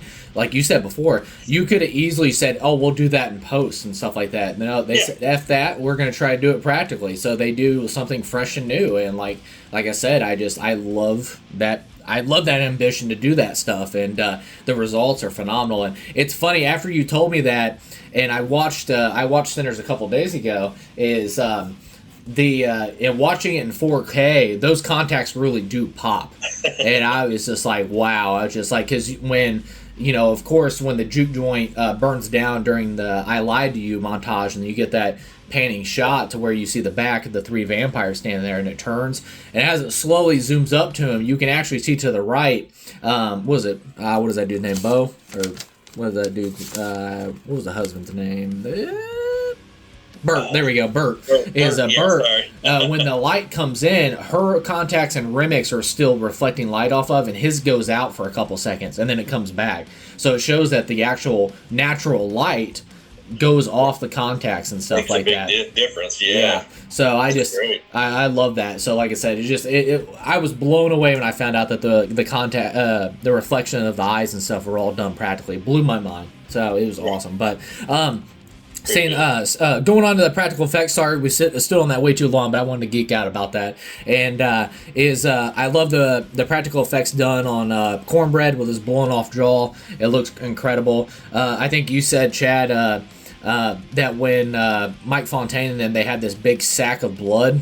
So when he stood up, it just poured out. And all that stuff. So when he got shot in the jaw, so I love that stuff. And then of course, Ruthie Carter, she was so sad, and it was funny because she's like, I love my costumes in her hand. She's like, but she's also, I had to have in the back of my mind, this is all going to get soaked in blood. So she's like, I had to design it a way where I knew it wasn't going to break my heart too bad when all this stuff gets soaked in blood. It was so funny. But that's great. But no, it looked really good. The bite marks when Stack gets turned, the big chunk missing out of his neck, it looked incredible. Perline, she has a big chunk, and that's actually worse than Stack's. If you ever see the behind the scenes on that thing, I was like, good Lord, Remick really did check a chunk out of her. So it's nuts. And then, of course, the final scene, I love this. I love this design so much. I love the final act of his final. You want to call the final form, but they called it his death form or whatever. Is Remick. I love the design. I love it because Mike Fontaine described it as, you're not adding anything to the vampire. So you see in other vampires, like when they transform, it kind of grows out of them or upgrades or something like that. But in this one, he wanted to do the opposite. He wanted to show that Remick is the mask of the stuff that's underneath. So you're tearing away the mask piece by piece of what he is underneath, and that's him. Remick of the human form is just it's a mask, but underneath is the real Remick, the vampire, all that stuff. So, and you could and we'll talk about the powers and all that stuff and everything else, but just the long bladed fingers and things like that, it was just like that final scene, how he looks, it's terrifying, it's epic, and everything I live for. Because like I said, I wanted to do special practical effects and stuff like that. I wanted to do that for a living and stuff like that. But it's just, I geek out every time I see stuff like that. Any practical effect makeup, I have to chuck all the roses at it because it looked great. So yeah, I agree. And from a practical makeup standpoint, it's so hard to add makeup pieces to someone and make it look like you're taking pieces off of them. Yeah. So they've added in, the prosthetics to create the look of his final form when he's battling with Sammy and Smoke, and it's just so crazy. It's so good. I mean, it's like you can't talk enough about how just phenomenal every aspect of the movie is, and seeing him with half of his face gone, but it doesn't look like they've added a lot to it to get it done. It's just so subtle and just natural, perfectly done. Naturally. And, we're so used to horror movies where they've added these huge chunks to people in order to build them up so that they can then put a big hole in their face or whatever, like they did with Cornbread, where they had to make it look like his jaw was kind of shot off and all that. But even then, it's phenomenal. They did such a good job, and then adding in the blood to give it that pour out effect when he's getting up off the ground. But then with Remick, he's just a sleek, cool vampire leader. And I don't know, man. I just it's so hard to describe with that stuff. And even for the next 10 years, I think, if you ever, they always show, epic shots of behind the scenes and stuff like that. Yeah. Of, it's that, that iconic shot of behind the scenes of, the making of a movie. And there's a shot where Mike Fontaine is applying, blood patterns stuff to the makeup, and he's got the silver circular thing in the middle of the Yes. guitar sticking out of the skull, and it's just an incredible behind the scenes shot because it just looked so real. And I'm just like, I don't know, that I love that shot. They're just both in the water, and he's just doing touch ups on the makeup and stuff. And like I said, that's art. That's art, baby. I love it. So, well, in that particular scene, you have to remember too that he does have a real chunk of this guitar in his head as part of his makeup, but he pulls it out. Yeah. But he pulls it out, and they've digitally fixed it so that it's whole again. Yep. So instead of it being like a cutout of one stuck to his head for the makeup, when he goes and pulls it actually out, they went back in and digitally filled it in so that it's still whole, showing you that this whole circular chunk was stuck in Remig's head before he pulled it out. So it's just one of those things that's so subtle and happens so quickly that your brain can't even wrap it around that, like, oh crap, they would have had to go in and add that back in, and it's just so well done. Yeah. Just every attention to detail. Yeah, and like I said, this is why I plead and scream and kick my feet and all that stuff, is anytime you can do anything practical, I'm like, you can't beat it. I'm like, visual effects, like, it is phenomenal, don't get me wrong, but it's just like, man, I think you should do practical that is supported by VFX. And like I said, like you said, you're completing the end of the blade of that silver circular of the guitar or whatever. I really don't what to call it, like silver emblem or whatever you want to call it. Yeah, I'm not sure what it is either. Yeah, and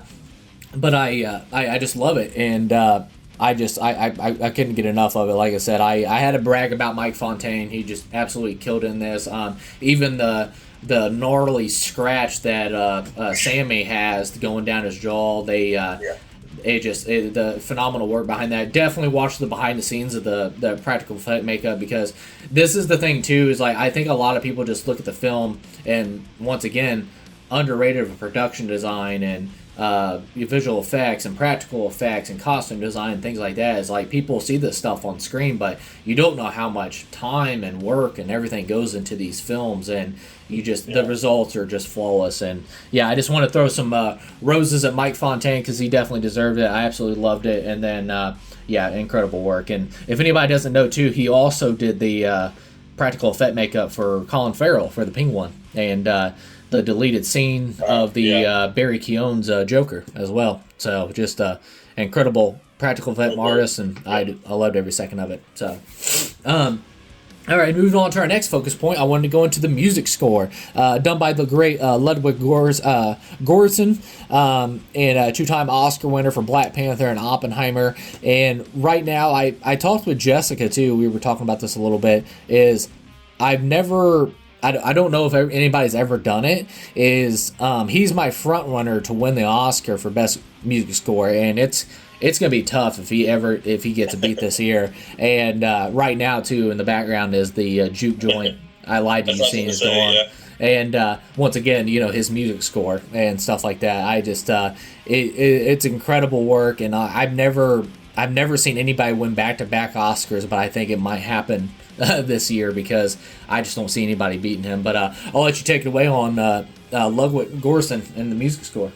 Yeah. Luckily, we just happened to hit the point in the movie where they're doing what the cast and crew called the surreal montage, where it's just this wonder of them weaving through the juke joint.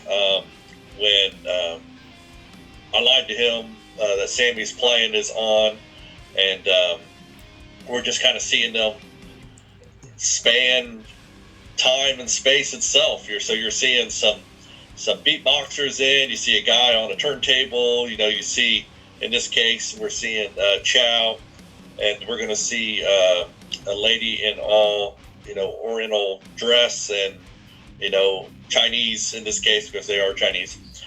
But they just appear, and it's just this choreographed masterpiece of these bits and pieces. And now we're seeing some very native African dancing and dress, and it's hard to describe. I mean, if you haven't seen it, I would never do it justice with an hour of just talking about this one scene. But in the behind the scenes, for the digital release, they talk a lot about it, and you actually get to see a little bit of the choreography. So what they've done is they set up a big studio with little chunks of pillars to represent this space, and they've just spent months doing it. We'll talk about that effect there too, when he looks up to the ceiling and the literally the roof is burning off of the place because it is so awesome what they're doing. But that's one of my talking points later on. But it's such a great scene. The music is amazing. And then speaking of Ludwig, he mentioned in one of the behind the scenes that it's the first movie that he's worked on where they had to have the music done before they started filming. Yep. A lot of times, they'll shoot something, they'll say, oh, we're playing blues music over this, or it's a classical music over this. But in this case, they wanted the music on set. So when Sammy's singing and they're dancing, they're singing and dancing to the actual song that we're hearing play, which is very unusual. And this panning shot, as they back away from the fiery remains of the juke joint, and you get to see Remick and his crew there, and the look in his eyes of, this is what I've been looking for. It's just subtle, amazing acting by Jack's part. And then we get the reflecting, in his eyes, of course. But then when they go back and the juke joint is still there, and you get the idea that it was just, it was all metaphor for what was really happening. Yep, and it was just phenomenal. The music is as a whole nother podcast, honestly, about it, because it could be, but it's the best full soundtrack for a movie I think has probably come out in a long time. Yeah, and the visual part too. I forgot to say that in the cinematography as well is like the roof burning off and then them being outside and you see it just all burned down and everything else. I think it's like a visual representation as well as like they're free. They're not contained. They're just free, and it's just like it was so good. Then of course the modern thing to say is like the roof is on fire because they just like playing music. We just let that mother effer burn. So it just like it's so good, and like I said, it just visually cool. And the music in that, to combine the infusion of blues, you have heavy guitar, electric instruments, acoustics, bongo drums, DJ record spinning, and just more. It's just all perfectly infused. And I talked about it too. Is like best original song at the Oscars. Those like I Lied to You, I think is the front runner, but also like I don't know the rules and I have to look into that more and things like that. Is like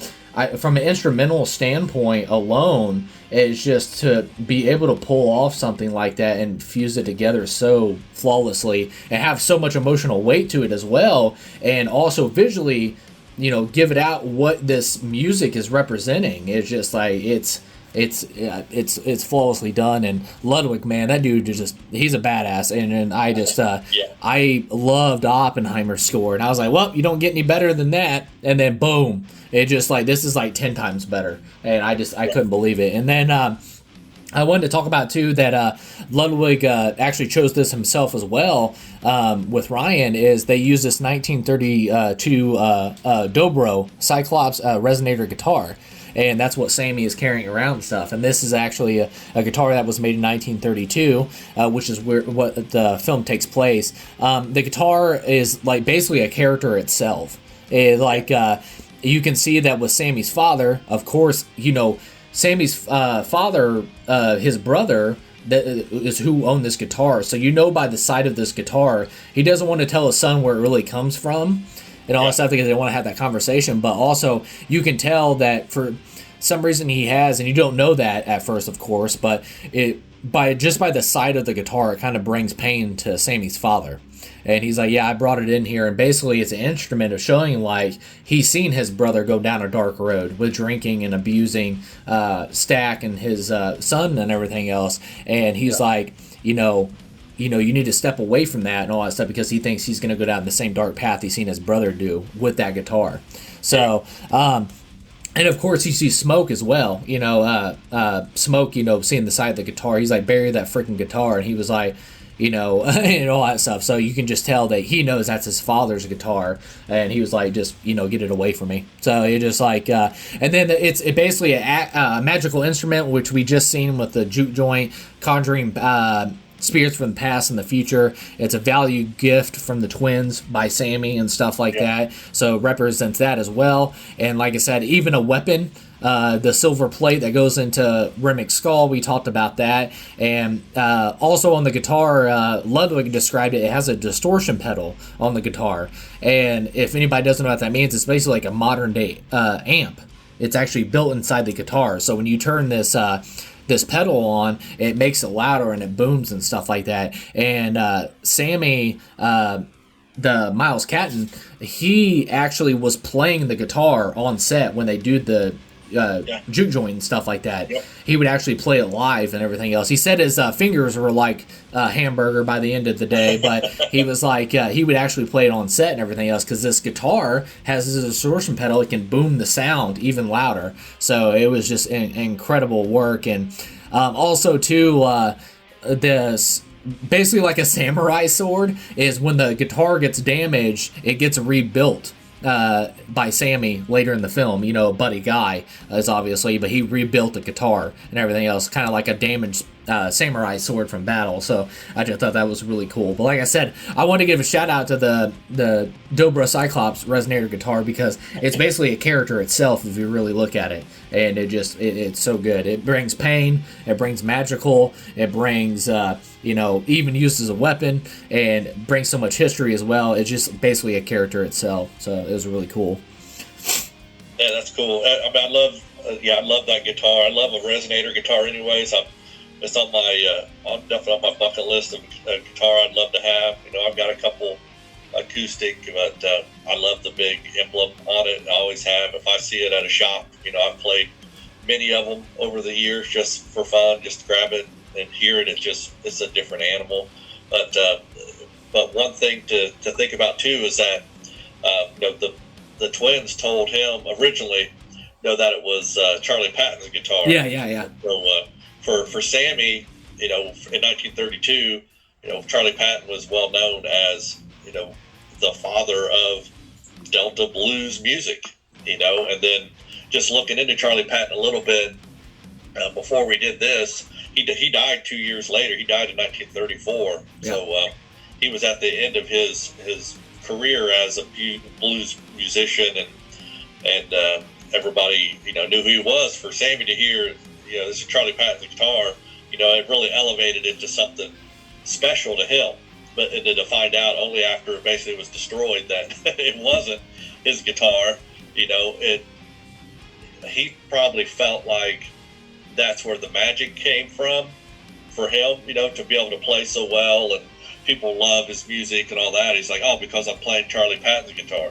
Yeah. So I think in his mind, when he finds out it wasn't, like that thing clicks where you're just like, well, heck, you know, I really thought it was the guitar, but maybe it's me. And maybe that's what, you know, propelled him into, you know, the career of being a musician for the rest of his life. So. Yeah. Now, Charlie Patton, was that the legend of, or is it another guitarist or whatever, they sold their soul to the devil? Yeah, no, different guitarist. Yeah, okay. Different guitarist, but because I think that guitarist, I think that guitarist died at 34 years old as well. And Charlie Patton. They don't. The crazy part about it, if you think about the late 1800s and birth records and stuff like that, they don't know exactly when he was born. They credit him as being born in 1891, and then he died in 34, so it'd make him 43 years old when he died, which is crazy. I mean, think that he was 6 years younger than I am now when he died. I wish I could think on top of my head, because they did mention that in some of my research about him, who they said was the proposed person at the crossroads that sold his soul to the devil to learn how to play. But I have to do some digging in and try to remember who that was. But And you got to it before, which is an awesome detail. I love it. He was like talking about the pre-production they played on set.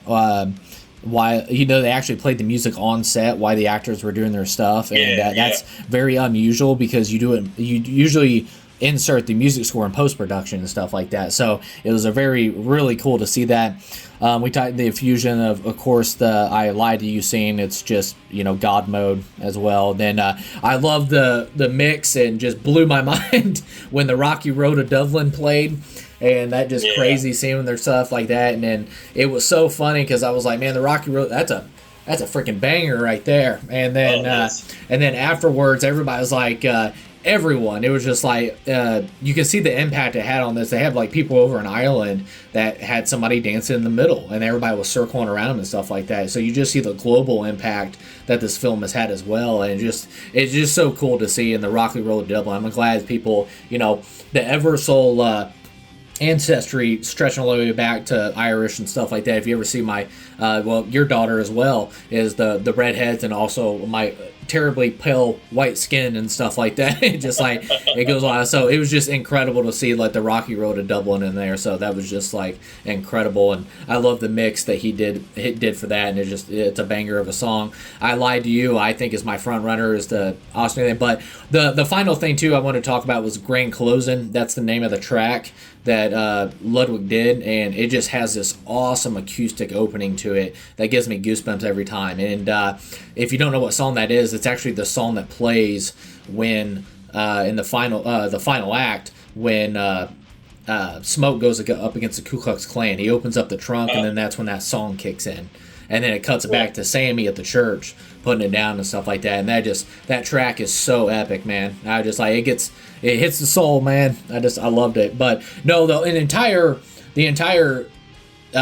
film, it's the core soul of the film is the music. It's not just the music alone. It's like the music is a character itself in the film, because it's based off music in the film and everything else, and it's very personal. And I know Coogler talked about that, him and his uncle that he dedicated this film to, that the main inspiration behind it and stuff like that would make him listen to the blues and everything else. And he's like, how can I infuse that tribute to my uncle using music? And then of course he loves horror films, and then the way he did this is just flawless done. But we're staying on Ludwig right now. I'll get to Coogler in a minute. I'll throw my roses at that man. But once again, I said in every detail, Coogler is in every detail, and this is another one too as well, as how epic the music is. But I'm really excited because this is my favorite score from Ludwig so far, and it was Oppenheimer, then it was Black Panther, and then it just keeps getting better and better. So we're really looking at like a modern day John Williams. Like we really need to keep out like on Ludwig. The guy's amazing. So I definitely think so.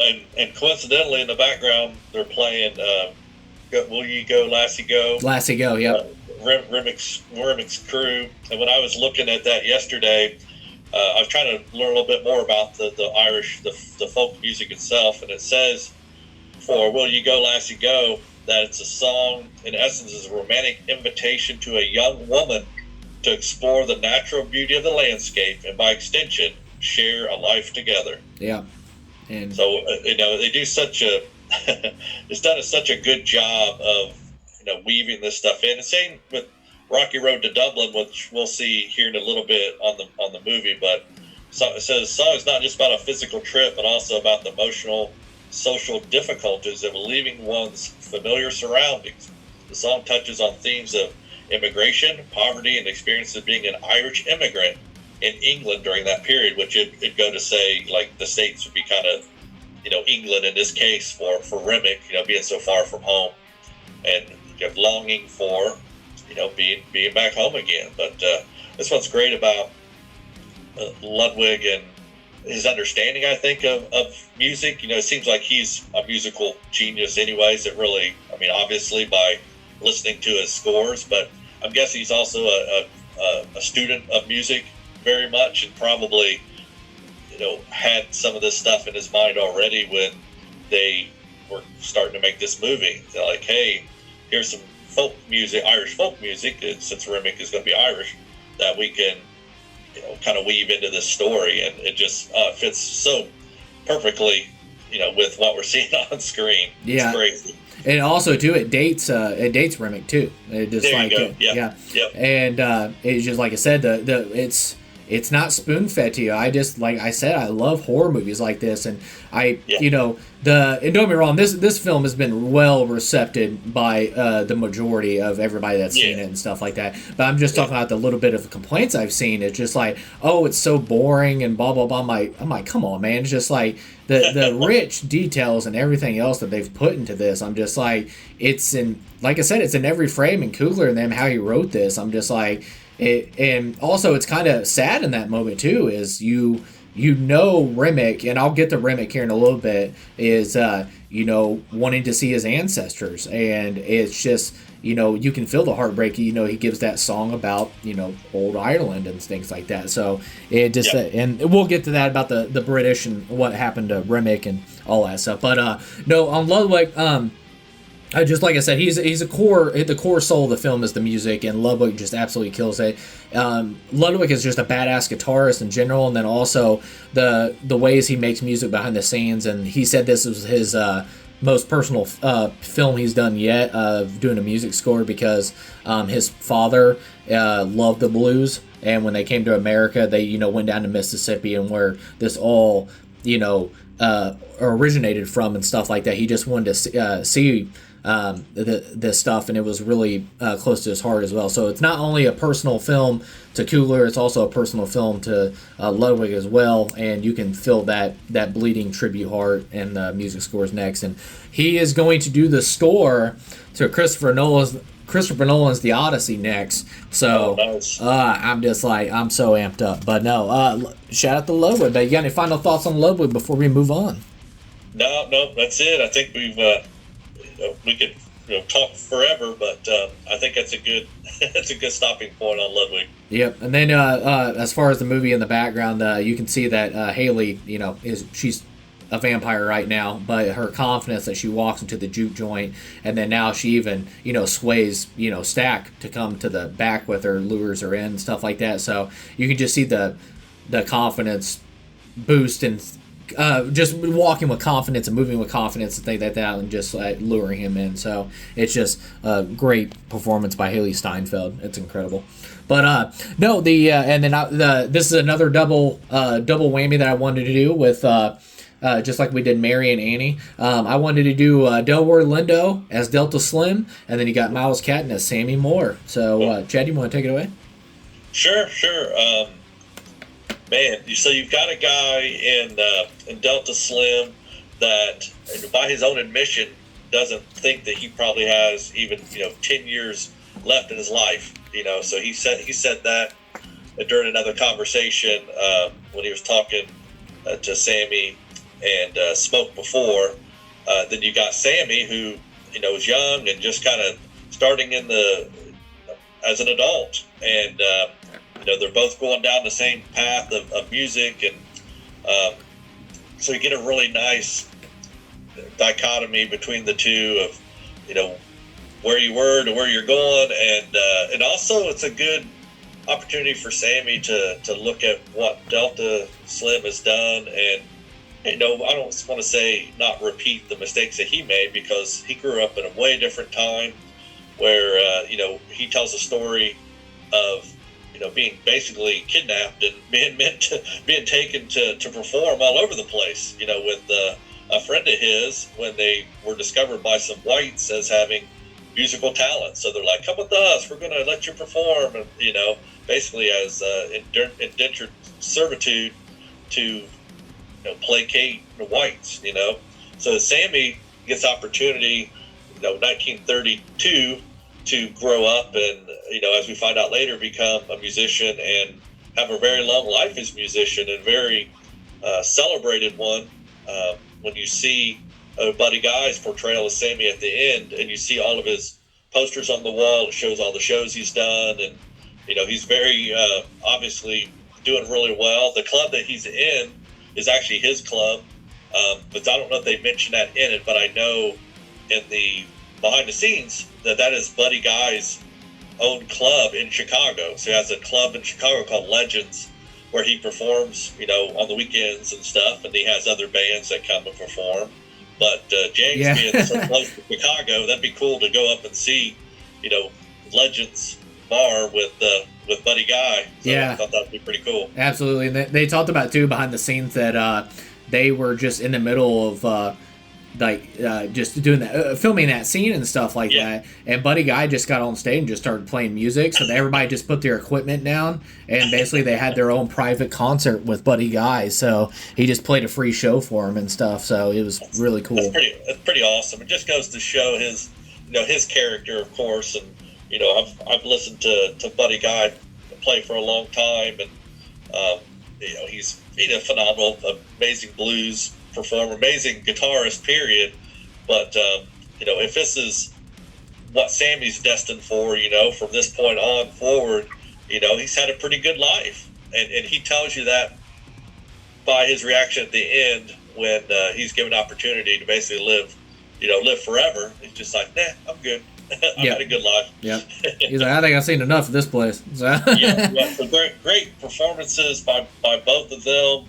A polar opposite end of the spectrum on trajectory for them. We know obviously Delta Slim doesn't last another 10 years. He doesn't make it through the night, but we know that Sammy, I think, with Delta Slim as his inspiration, becomes a musician and gets out of the Delta and ends up touring the world, it seems. So great performances by both. And we could talk a ton about Sammy, his performance, but it's a really nice duo there to match Annie and Mary. So that's a good question. Yeah, and what was it like? And then the same thing with what Slim does in this film for Sammy. It's like it even implements to real life. Like I said, life imitates art, or art imitates life, and it's same thing with Coogler. He talked about with his uncle. That's the connection they had, was like he would drink whiskey and they would sit there and listen to blues records and things like that. Yeah. And then he would get dressed up and go to blues shows and everything else, because he's like, I have to pass this on because I want you guys to. It's basically in a passing in a torch kind of way. It was keeping the blues alive, and you see that with Delta Slim is basically what he's doing to Sammy. He tells him, he's like, we brought this with us from home. He's like, it's sacred what we do. It's magic. He was like, and it's big. And he's just like, so he's basically, you're going Padawan. He's like, I'm trying to tell you why this is so important and it needs to live on. So it's just passing on to the next person. So same thing with Buddy Guy. He talks about that too. It's like, passing that on to his kids. He's like, I'm passing this on to you guys because I want you to keep the blues alive. So. Yeah. And the blues, that's what's great about it. It definitely spans, time and space. It's simple, but yet the most complicated music that you can play, which is crazy to think about. You hear really good blues musicians. It's not like classical music where you have a lot of instruments over each other and all that. It's just very simple, but yet, you got to have that soul to play it and to appreciate it. Yep. And then, anything on? Actually, I'll say my stuff about Miles Caton as Sammy Moore real quick, and then we'll go on to Delroy Lindo.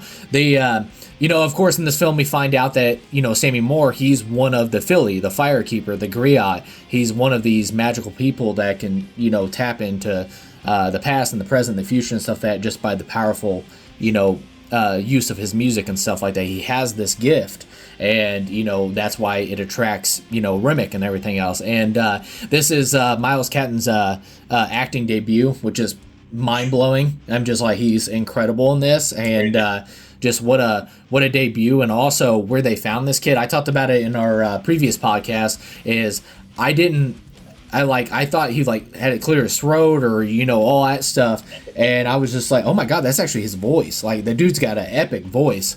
So it was just incredible. And then of course he worked with Ludwig. He had 4 months to learn how to play guitar, and like I said, to the point where he's playing the music on set and everything else, and he just absolutely kills it. Powerful voice, like I said, and he played that stuff live, which is really cool because it's, you know, it shows his commitment to the role of getting the chance to do this. And then, man, just an acting debut, you're in a Ryan Coogler film. It's just like, it's incredible. And then you get to work across from like a legend like Delroy Lindo and things. So just, it's incredible. But also, you see throughout this film too that he's always challenged to be pulled away from what he loves. Like, as he tells, you know, even in the song he says, you know, I knew the truth would hurt, so that's why I lied to you. And he was like, I love the blues. And you can see it that he's being pulled away in a religious aspect by his father. Even Smoke, at some point, he's like, you need to leave all this improper stuff to us and go hang out with the nice black folks and everything else. Even Smoke is trying to get him out of the thing, and everybody's trying to steer him away. Even Remick he's wants Sammy's song. He's I want your music and together, but at the same time he just wants it for his own personal gain. It's not because of what to support what Sammy wants and what he loves. It's whatever Remick supported, whatever is his gain to it and everything else. So and it was forced, not chosen, if that makes sense. But yeah, like I said, I think Miles Caton, what a acting debut. I think he's incredible. There's an emotional scene that just happened with Stack that just that died, and you know, he's sitting there crying thinking it's his fault. It just the range that he shows of an acting debut, it's that dude's definitely got a bright future ahead of him, and I'm without a doubt people are going to be chomping at the bit to get this kid in their films after this. So Chip, and then did you want to, you got any things on Miles Caton? Any final thoughts on him before we go to Delroy Lindo? I'll just I'll basically reiterate your point that you know, for an acting debut for this kid is amazing. And then you know, from the musical standpoint, you know, Ludwig mentioned while they were laying down tracks that, you know, even though Miles hadn't, you know, played guitar before, and he picked it up so quick, and you know, he actually called him a musical genius. Said that he thought that, you know, he could go in and you know, do great things with music if he chose to do so. Because he picked it up quick, and you know, obviously his voice is insane. You know, I could listen to him. He'll sing all day long. It's so good, and so yeah, between him and Delroy, you know, kind of the opposite ends of the spectrum in this movie from a musical standpoint, musician standpoint. It's just another example of just really great writing by Ryan Coogler. Just, you know, phenomenal stuff. Yeah, and that's what I was trying to say before too. Is there's a live video of him performing "I Lied to You." Him and Ludwig are actually on stage together, and it looks like they're just like in a regular like bar or something like that, and pretty small crowd and stuff like that. But still, his voice is booming. It's just like it's absolutely incredible. So if you ever want to check that out, Ludwig and Miles Caton performing "I Lied to You" live, go listen to it. I have to find that. Yeah, it sounds cool. I'll have to find that. Yeah, his voice is incredible. But all right, we're gonna move on to Delroy Lindo. You want to take that away, or you want me? Yeah, go ahead. I'll piggyback on you. Okay, so I brag about Delroy Lindo all the time. I love that man, legend. Anytime he pops up in a film, or I know he's going to be in a film, I have a huge smile on my face every time he pops up on screen. I love Delroy Lindo. You see basically you know, a person that, you know, knows what he's doing when it comes to the music and everything else. It's like he really gets that right off the bat, and then also at the same time, a lot of people would see it drunk, but you can actually see that this man is hiding a lot of pain. And just like I said, it's Delroy Lindo. He's the man just to execute all this. The tools in his belt as an actor to express this off is just amazing. And like I said, I what was it like the you could feel the fire is how I would describe it, of emotional pain that you feel when they go by the what was it, the prison workers? Yeah. And they're working and stuff like that, and he just gets up and he's like, you guys keep your heads up and all that. So like, it just, you feel the power of this man, Delroy Lindo, man. It's just like, he's the man. I do think he's described in interviews, and it's absolutely true to the core of the soul of this character of Delta Slim, and true to the blues music over time, is blues is pain. You transform pain into something beautiful in these songs. And at the time, and it was unheard of because people think you sing about the devil or you sing about stuff that's inappropriate to sing about. Even today with like we had it in the 90s with NWA. I've seen, you know, back when Kiss, you know, they would sing about stuff that would get everybody all riled up. It's like these lyrics that you speak about something so true.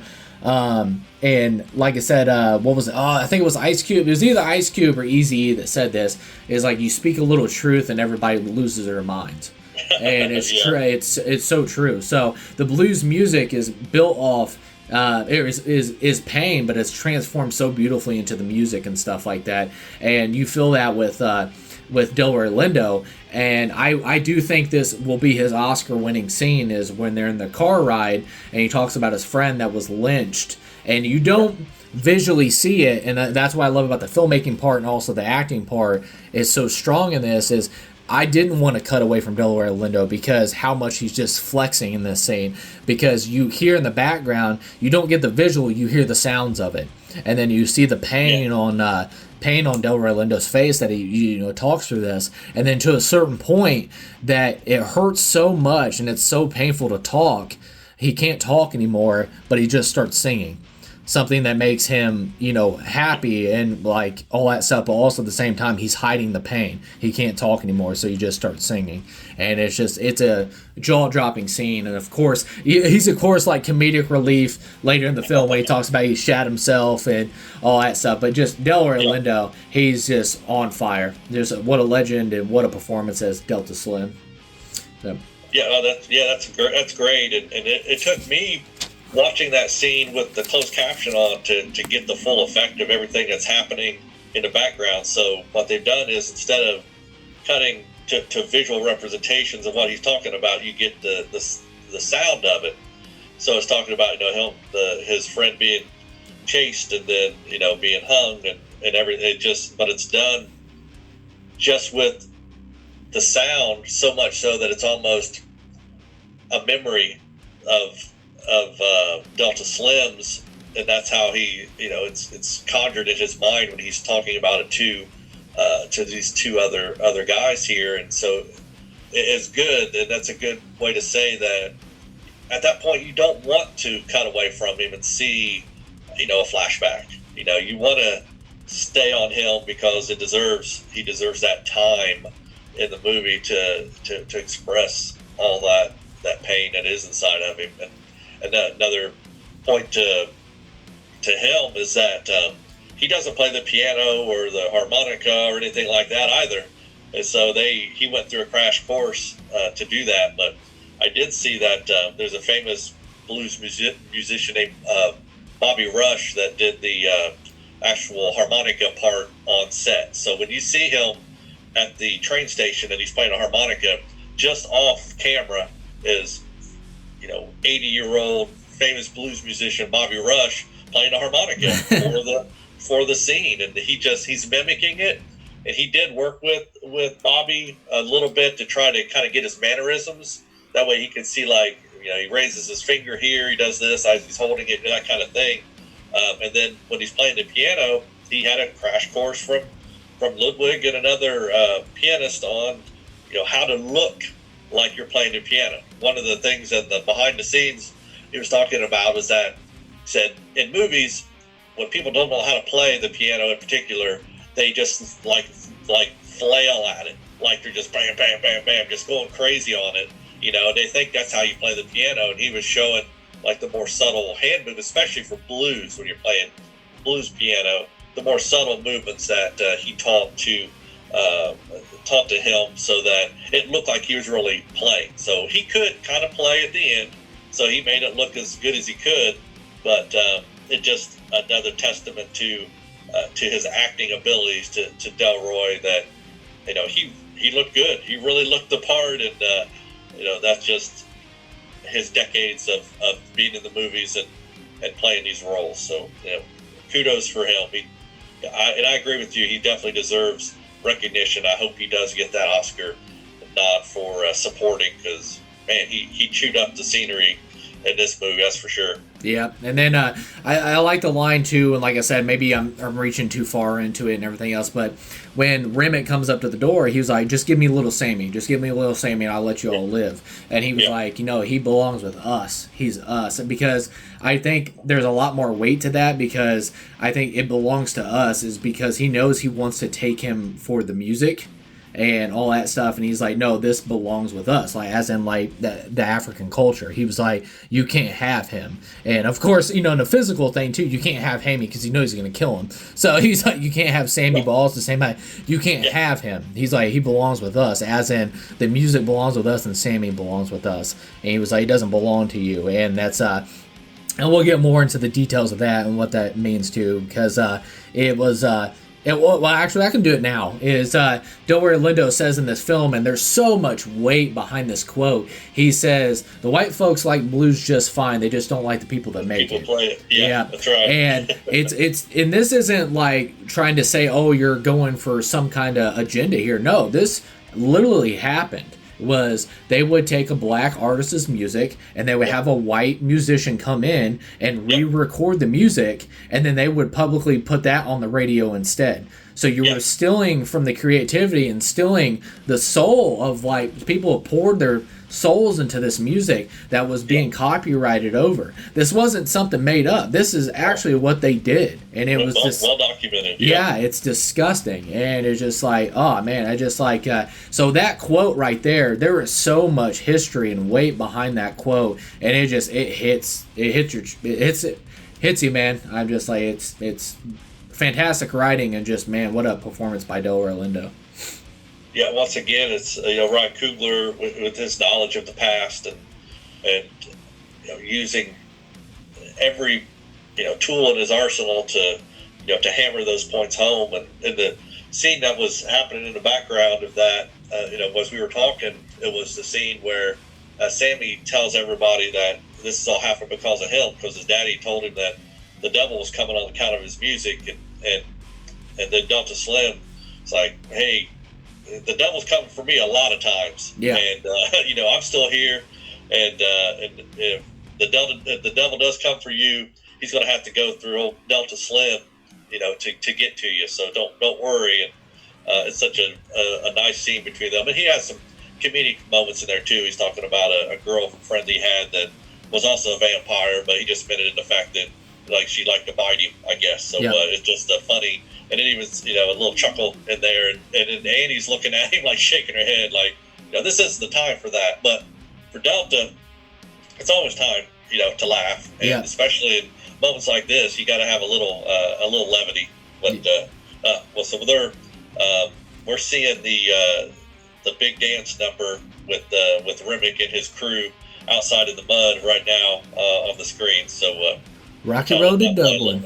Yeah, Rocky Road to Dublin. That's what's playing right now. Yeah, and it's wicked, man. Like, you can see that in the background too, that the actors are going counterclockwise. So I love that. It's just like kind of transporting you back in time as well. And it's so funny. There's a meme made about this scene as well. They played the Blade opening music on it, and it's so funny because it matches so well. It's so funny. It's just like it's so great.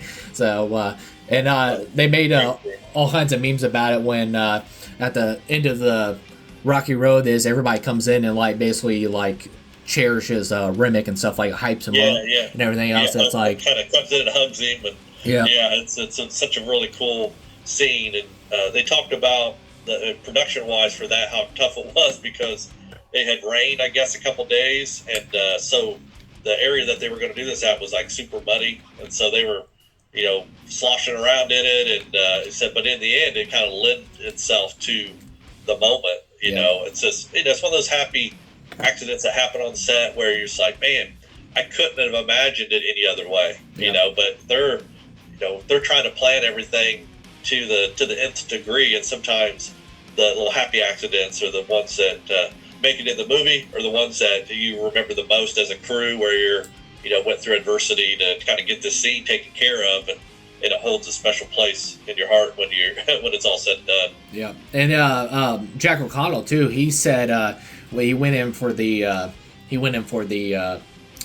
interview process of auditioning for the role, and he was like flipping through it and stuff like that. And once again, giving the credit to Coogler, he even says that in the interview. He's like, Irish tap dancing, what? It just like, all that stuff. So it was just amazing because he wasn't used to American scripts, like giving like, tributes like that to Ireland and things like that. Who is, right? Yeah. I mean, honestly. Yeah, and like I said, I just like it was incredible, and it was. He said he grew up and he actually knew how to do Irish tap dancing. So so he saved it.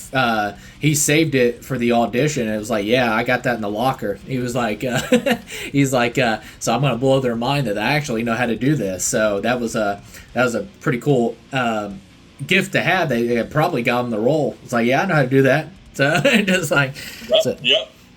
So it's pretty cool. But no, any more final thoughts on Delroy Lindo?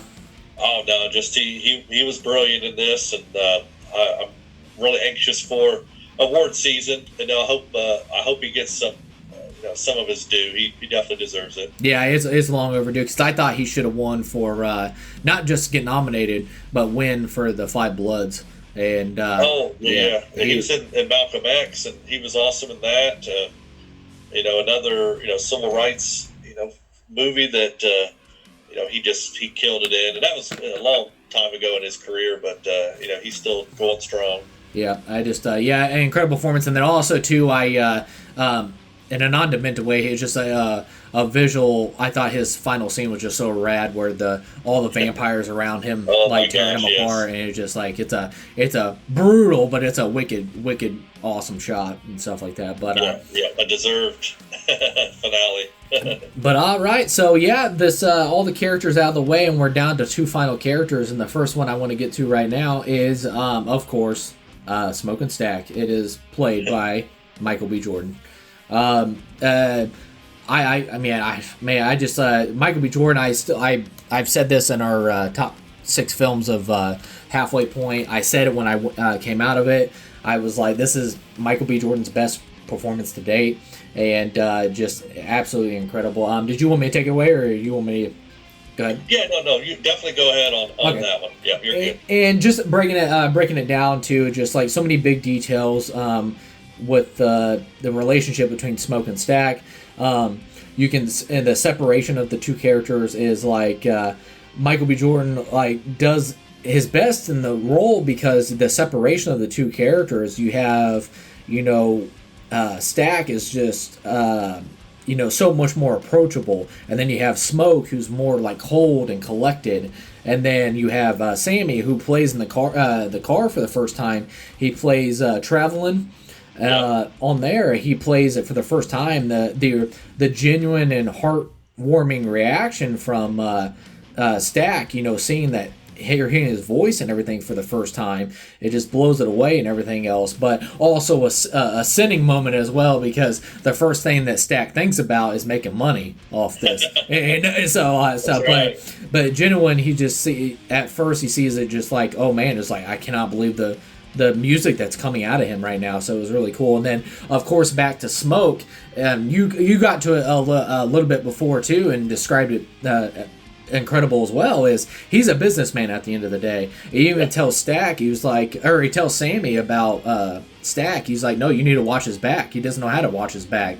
He's like, all that stuff. And he's like, I'll try my best. He's like, no, you'll do what you're told. And all that stuff. So he's cold and collected and stuff like that, but he stands on business. And you even get that too, is when he goes into town for the first time, he approaches that girl and gives her the confidence to make a business deal. It's like he comes up and he's like, I'll pay you 25 cents for every minute that you stay here. And she's like, okay. He's like, no. He's like, we're talking numbers. He was like, you gotta throw something back at me or anything. So he's even giving back to the confidence of the black community, even with this little girl. It's like, no, stand your ground. You have purpose. You are worth something. And he was like, in a business way, he was like, we're talking numbers. Like, give me something out. She's like, 50 cent and all that stuff. So, and seeing that genuine smile on her face and stuff like that. So, it's a beautiful performance and beautiful writing, just all in one. So,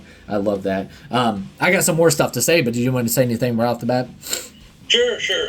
You mentioned the scene with him and Sammy in the car, and I saw that Ryan Coogler said that was actually his genuine reaction to him playing for the first time. He hadn't actually heard him sing, hadn't heard his voice, and so he knew what the scene was. That he'd be playing, but they wanted it so that he'd have his first genuine reaction to it. So when Michael turns and has that look on his face, it's so genuine because it is genuine. And honestly, I think I had the same look on my face when he first sang too, because I was like, yeah, you heard him a little bit. He talked. He's a very quiet guy, but when he sang, he has got a phenomenal singing voice, and that blew me away. But yeah, there's a lot of nuanced performances by Michael B. Jordan to play both of the characters, and we know they do some physical things with the clothing and the different gold teeth he has for one versus the other, and just his mannerisms. But they're all just perfectly done by him, and just all around great performance, and definitely from my perspective, anyways, I do think it's his best performance. I thought he was a great Killmonger, definitely, but it's a different kind of a performance, if that makes any sense. Same with Creed. I think he's very good in those. Once again, just a different kind of performance, but this was very subtle, very nuanced, awesome stuff. And we're seeing the scene in the background where, he's meeting the Stack vampire version there. Even there, I mean, you got to keep reminding yourself, this is the same guy. Yeah. He's doing this performance now. He's playing the two guys, but they even have distinctly different versions of themselves as vampires or not. So it's just because now he's taking on some of Remig's personality as well, because he's the leader, he's the hive mind, as it were. That he's almost puppeteering them and as themselves, but with a little bit of himself in the background too. So, but that's still Michael B. Jordan. Yeah, and yeah, and actually, I forgot to say something about that in the Michael Fontaine and the effects and stuff. The teeth of the vampires, I love it because it looks like a shark's mouth. It was just like it's incredible, and the detail of Stack, it cracks me up. But I thought it was so awesome. He's got a gold tooth when he's in human form. So he's got a gold tooth, but when he goes in a vampire, he actually has a gold fang.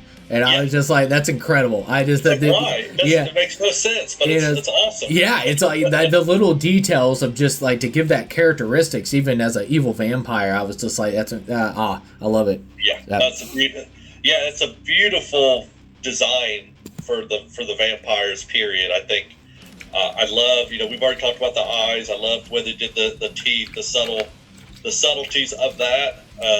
And then, of course, the fingers, we don't get a lot of the fingers until kind of help later in his form. But you just see it when he first goes to the shack after the Choctaw trap him there, and he kind of puts his hand up. And it's so dark, it's really hard to see. In the back of your mind, you're thinking, man, are his fingers longer? And they're all bloody and stuff anyways. You're like, what? So then later when you get to see it, on the big version of him, it's very cool. I love the design. Yeah, and then I wanted to say about the details of the characters, and also once again, what we're all Michael B. Jordan is just his performance to have the separation and everything else, from body movements to swagger. Even Stack walks like kind of like a strut and all that stuff, and then you get to Smoke, and he's very upright and walks with like a very strong purpose and everything else. And don't get me wrong, even that swagger and that strut that Stack has, he walks with purpose as well. But you can see the distinct difference of the characters, and it's incredible performance. And then big details too in the writing of the characters. If you notice at the beginning of the scene, just right off the bat of the characters, when you're first introduced to them, they're rolling a cigarette. But if you notice, Stack is rolling the cigarette because you find out later that Smoke has handshakes from PTS of the war. So I thought that was really incredible, and just really shows that right off the bat that even they're so connected together. Yeah. And he rolls his cigarettes for him and stuff like that because he knows his handshakes. That's why when Stack isn't around, you see that Smoke uses a pipe or whatever. Yeah. So because he can't do that. And then it's also very heartbreaking in the final act when he's getting ready to go against the Ku Klux Klan, is he can't roll a cigarette because he doesn't have Stack anymore. He's just like, so it's just so heartbreaking. And like I said, it doesn't spoon feed it. It's visually there for you. And it's so beautifully done. I love the details about that. So, and it's funny, Coogler, once again, it's in its detail and it's so beautiful. It blows your mind. I seen an interview with Coogler. He based this off two filmmaking directors that are twins, two brothers, and they're called the Miller brother twins.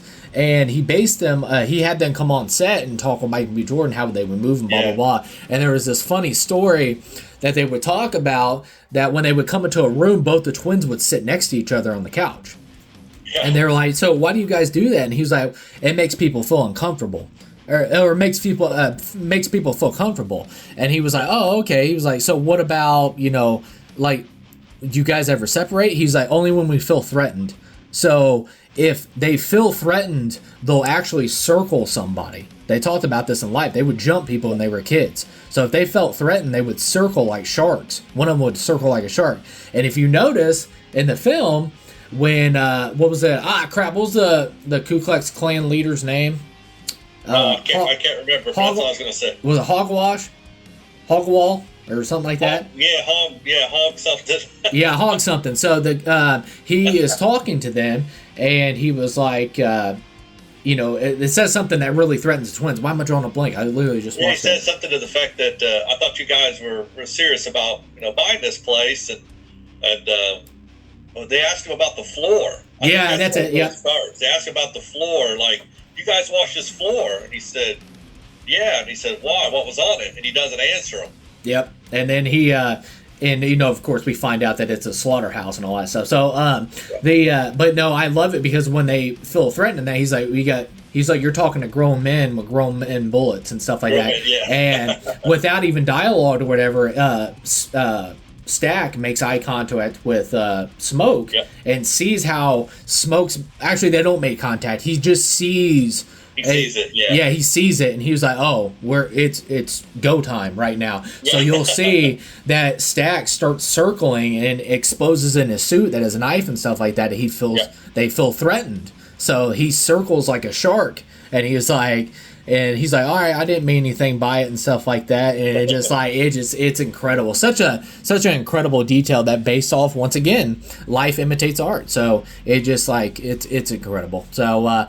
But no, and as far as the Stack character as well, you can see that he smiles and he's very goofy and approachable and things like that. But behind that smile is pain, because without people saying anything, they asked him. He was like, "So did you guys really kill your dad?" And he was like, "No, we didn't kill him." He's like, Smoke did. And he was just like, our father used to beat on us and stuff like that. And he was like, because he didn't mean it and stuff like that. But he didn't mean it. I love that. And he didn't mean it. Yeah. And then you see Mary talk about as well. She says, her mom saved Stack's life after he got stuck in his mama. So without spoon feeding into it, you kind of it makes you wonder the background story of. Smoke and Stack's abusive father towards Stack is that maybe their father was a drunk, and we found that out as well, and all that stuff, because Smoke says, he's like, I've seen nothing but blues players just being in pain and stuff all the time. I just seen nothing but bad. This ain't gonna last and all that stuff. He tells that to stuff, which he says, but it makes you wonder that Smoke and Stack's father blames Stack for the death of the mom, because he got stuck and then she passed away. It makes me wonder if he gets the drinking and then takes his anger out on Stack, and unfairly blaming him for the death of their mother and all that stuff. So it's just there's so much details into it, and the music scene. But yeah, just like I said, sorry, I got lost in my notes there. But I wanted to just get that across too. Like I said, you can see the history of why their father was so abusive. It's unexcusable, all that stuff. But you kind of makes me want to think that he blamed Stack for the death of the mom and stuff like that. So it just definitely. Yeah, and then like I said, I got a few more things to talk about the twins and stuff. Anything you want to throw in here real quick? No. I think I like all the points that you've made so far, and he's done a phenomenal job.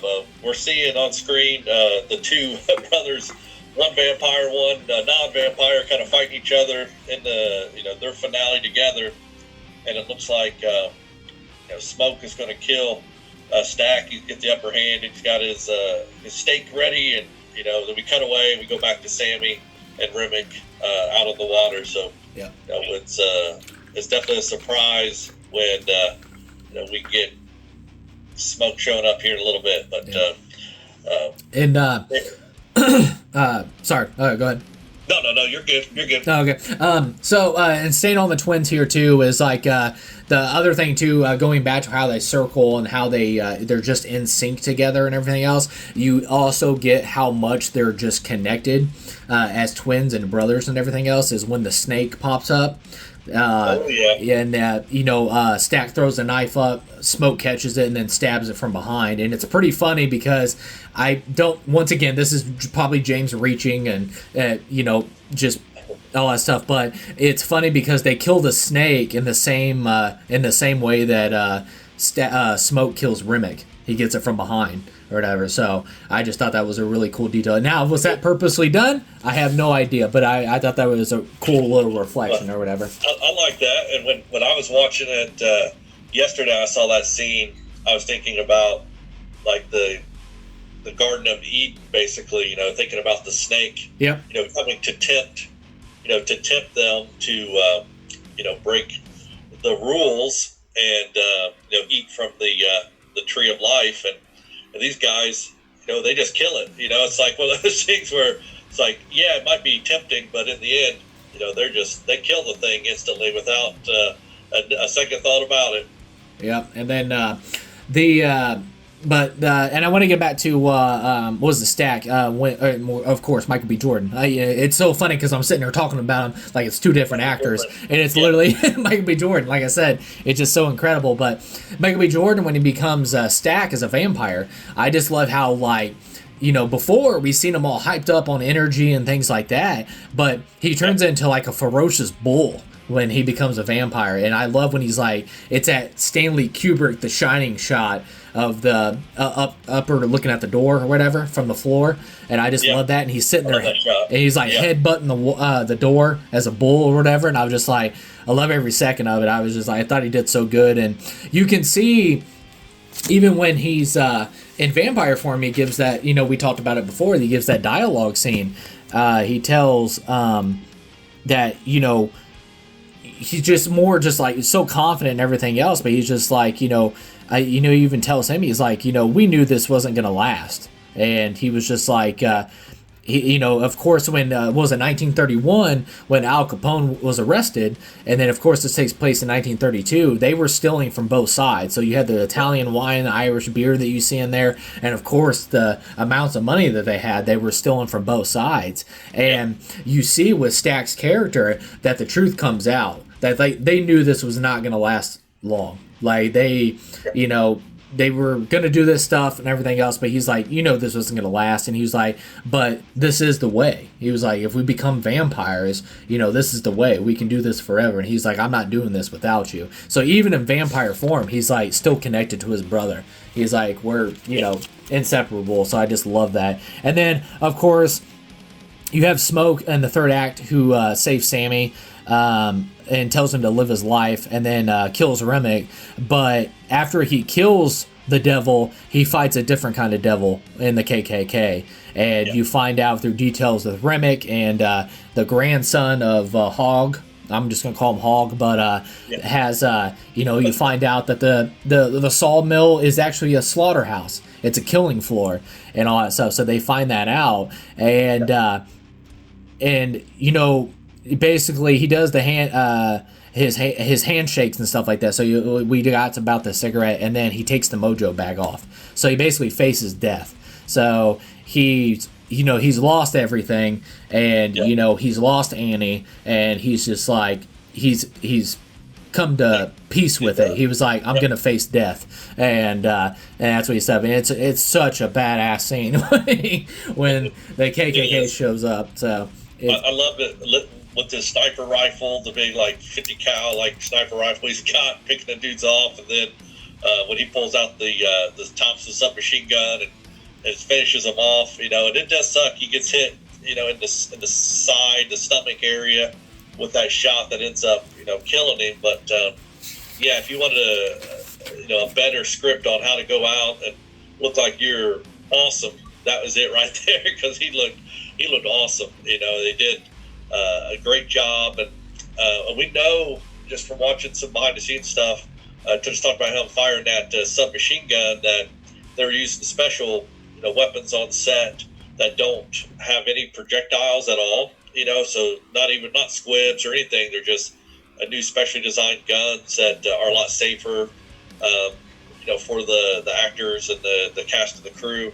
But when you watch that scene in post production, they do such a good job of adding in the muzzle flash and all that it's seamless. It blows you away. But one thing I wanted to mention was with Stack, when we see him as a vampire later in life, one thing I thought was interesting about him is that, now it's the 90s, so he just went through the 80s. It's 92 when they meet Sammy at the end of his life, and he's just so chill. Yep. So in my mind, what I'm thinking was both Smoke and Stack think, and they know that this is temporary. They know at any time one of the gangs could come and find them and kill them. So they're trying to pack as much life into these final years as they can. Yes. This felt like everything was so fast. Well, let's open this joint. It's got to be tonight. Let's do. We got to do this fast. We got to do. It's like they had a ticking clock. But when you see Stack as a vampire in the 90s, he just super chill. He comes in. He sits down. He just talking with Sammy. Even they sit there and they just get a little impromptu concert when he asks him if he's still got the reel in him. Yep. And he pulls out his guitar and plays it for him. He just at this point, he knows time doesn't mean anything now. So it's just, he doesn't have to be just balls to the wall all the time. Just have to, pack in as much stuff as you can. So I thought that was a really interesting transition from what we saw of Stack all the way up to that point until we see him, decades later as a vampire who knows he's going to live forever. Yep. And I worded it really bad a while ago, but I wanted to say when he has a talk with Sammy about, you need to go with the nice black folks and leave all this improper stuff to us, is, you through the entire film, you never see, I don't believe you do, but did we ever see Smoke drink? No. Yeah, no, and I don't think you ever do. Yeah, so I think that's another detail too that it just kind of just hit me just now. He doesn't drink. Yeah, he doesn't drink because I think he sees, even along when he tells Sammy about musicians and stuff like that, because his father, that's their guitar, so the father was a musician as well. I think he sees that the evilness that comes along with drinking, because he abused Stack and things like that. So it just so it makes me wonder too, he doesn't drink because he's seen the evilness of drinking through that. So agreed. Yep. Yeah. That's a very good point. Yeah. So, and then like I said, it's such a beautiful ending for the Elijah Smoke character, because like I said, he takes the mojo bag off, he faces death, and he's like, he's at peace with it. He's like, and you see that montage flash of all the people that helped build the juke joint. Yeah, that's so good. And it's so powerful. And then, like I said, the final scene, he's sitting there in his final moments about to pass away, if he hasn't passed on to the other life. But I love how, we got it to before, Annie and holding his son, but one last final moment as the Smoke is that he kills the Ku Klux Klan leader. He just lights him up. And it's and then he puts the gun down, puts the cigarette out, and Smoke is gone. It's now just Elijah, and he holds his son and says, "Papa's here." And I'm getting all goosebumps and emotional just talking about it. And so such a good scene. And it just it's so powerful, and he gets to hold his son, not as Smoke. He holds him as Elijah, and it's so good. And then I had a theory. I haven't seen anybody confirm this yet or whatever, and you can kind of see it in the background right now. Is I had a theory because we know Mary ran off in the night and all that stuff. So she probably went and hid somewhere, obviously, because we find out later, and I'll get to that in a second, is you find out that Mary is still alive, and so is Stack as well. So she runs off into the woods or whatever, so she probably found somewhere to hide. I had this is just a theory on my part, maybe I'm reaching as well, is in essence, in the details and the writing and stuff like that, I think is Stack in the barn. And like the doors are sealed when the Ku Klux Klan show up. We seen from the outside. Yeah, and we seen Remick push the door open. So why is the door closed? And then also locked. So they can't get in. So I think for one last time to save his brother, I think Smoke saved his brother one last time, because if they get inside there and the sun is exposed to Stack, he's gonna die. So that's good. Yeah, that's good. And yeah, I love that point. And I think it's spot on, because we're watching this final scene here as well, and the KKK guy, after he's been shot, and he gave Smoke a cigarette, and Smoke is pretty much passing on. The guy stupidly says, "I got money. I'll give you money," and he just picks up his gun and roasts him. So what we saw throughout the entire movie was a Smoke so worried about dollars and cents, and that when it came to the end of his life, when this guy is saying, "Hey, I got money for you. If you could, basically let me live, I'll give you money," and he just blows him away, because that's the last thing on his mind now is money. And now that he sees Annie and their child, in the afterlife, basically. But it was just a funny point to how much they both transitioned from beginning of the movie to the end, and including the end credit scene we're getting ready to see as the credits are rolling. Yeah, and then of course the third act. The third act is obviously. I always tell people too. There was the few times that I went, and after I seen it the first time, when the multiple times I went back and seen it in the theaters, I was physically telling people to still stay seated. I was like, hey, there's a big scene coming up. I was like, there's a big scene, you don't want to miss it. And then they were like, oh, really? And then they would stay and all that stuff. I'm like, yeah, it's not like an end credit scene. It is literally a crucial scene. And I was just like, this is pretty crucial. You want to stay. And, of course, we find out that Stack and Mary are still alive. So, and it's, what was it, 92?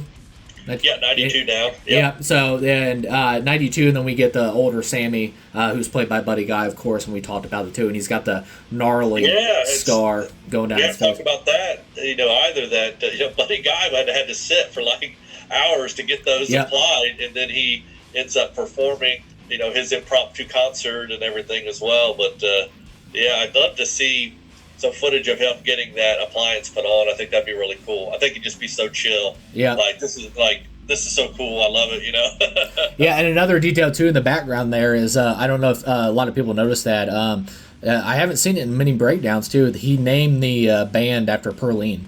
The band's called Perline.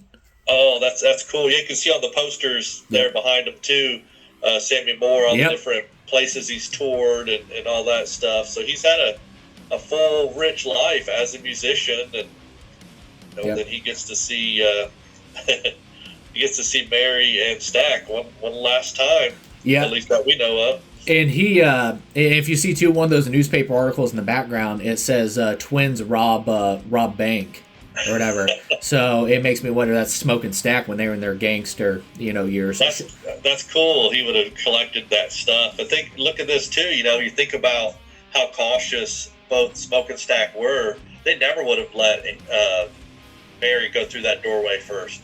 Yeah. But she's the first one through the door, and and like I said, he's a different guy. He's super chill, and unless she flashes her fangs at the dude, and he's just like, I'm out of here.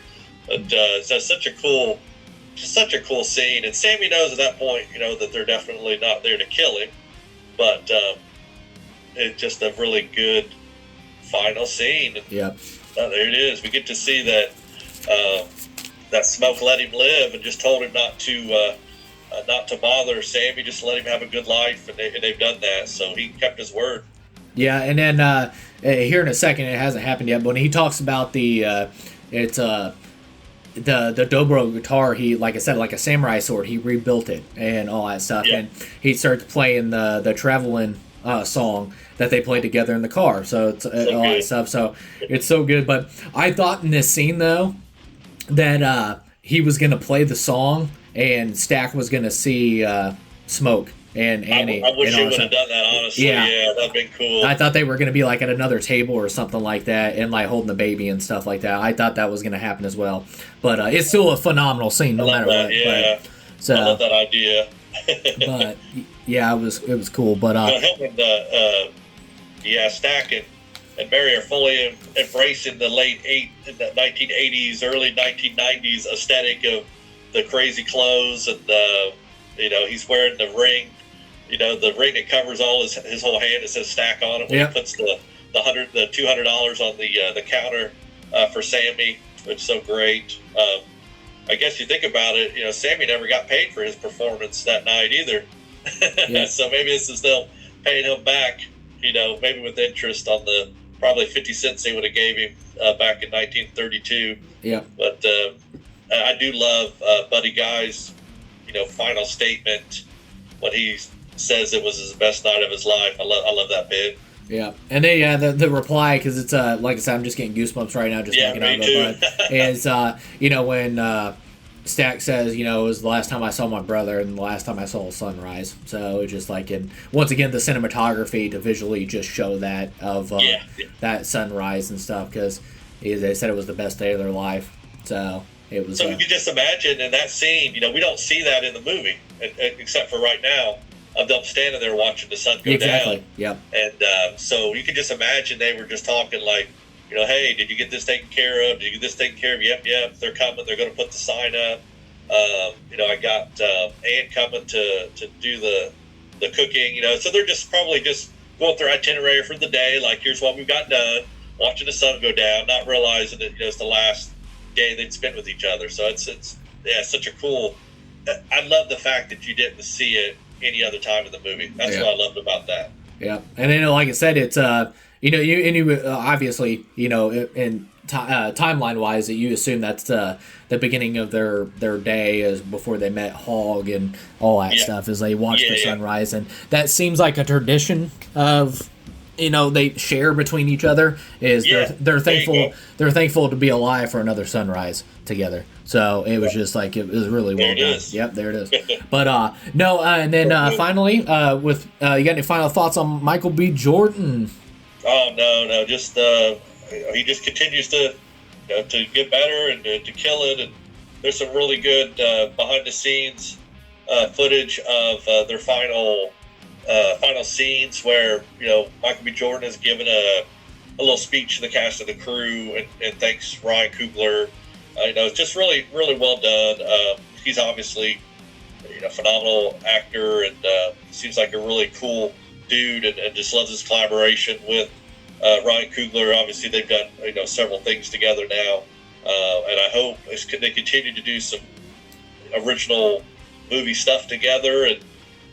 We get to see that collaboration for a long time. Yeah, and then because I think they're going to be like Scorsese, De Niro, what was it, Edgar Wright, and Nick Frost and Simon Pegg. It's those connective director-actor combos that we're going to see because, like I said, this be their fifth film, right? Because if they did, they did the Fruitvale Station, Creed, Black Panther. No, Wakanda Forever, if you count that, because he does make an appearance in that, and then you have Sinners. So just like I think that's it. Yeah, so this be their fifth collaboration together and stuff like that, and many more to come, I'm sure, because they know each other, like I said, and all that stuff. So it was cool. But but now I want to go on to our final character and stuff like that, and that is Jack O'Connell as Rimmick. Did you want me to take this away? You want to start it off? Yeah, no, go ahead. Okay, I was gonna say too. I think this is just come from me, and I think the details speak for itself as well. I think this Rimmick's vampire is probably the greatest developed vampire I've seen, and most mysterious, developed in the details of the sprinkled details throughout. Is the most well-developed vampire I've seen since Let the Right One In. I just love everything that Coogler did with this character, and then Coogler is the man at making villains. Like I said, he did Killmonger, and then freaking you Creed, and then now you got Remick. It's just like, and then what was it? Why am I drawing a blank? The freaking Wakanda Forever, the Namor. There we go. And just I think the guy just does an incredible job of developing villains and stuff like that, because the greatest villain at the end of the day thinks they're doing right. And, of course, like, Thanos and everything at the same thing, he's like, I'm trying to bring balance to the universe, but you're also talking about genocide. So, I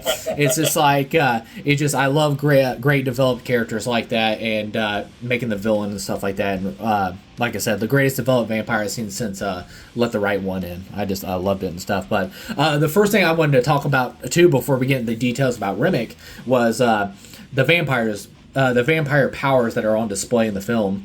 And, of course, we have, the ancient advanced vampire powers of Remick and stuff like that. We can see that he's been alive so long that, he's tapped into these powers that come along with this vampirism and stuff like that, because none of the other vampires could do the powers that he could.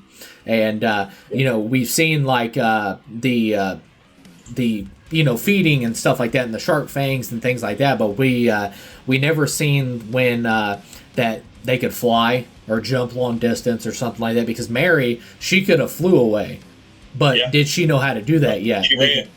So it's like her vampirism hasn't kicked in yet, that she knows all the powers of this. And then, of course, we have, the long claws and the red eyes. And Remick was the only one with the red eyes. Everybody else had that glassy blue and the gray and then the yellow and things like that. So I thought that was really cool. And then the vampires can actually get shot and stuff like this. They can take bullets and everything else, because we've seen that with Mary, where she gets shot like 16 times and still gets up and then walks away. And then you have this and then Remick too, of course, he's tapped into somehow that he can last longer in the sunlight, because as you see, when the sunlight comes up and hits them, it's that they immediately just burst into flames. And him, we see when he's on this the run for the Choctaw after getting his butt beat, that he's like smoking and all that stuff, and has bubbles on his skin and stuff like that. So we see that he can last a little bit longer than the regular vampire that's just been turned and stuff like that. So I thought that was cool. Makes sense. Yeah.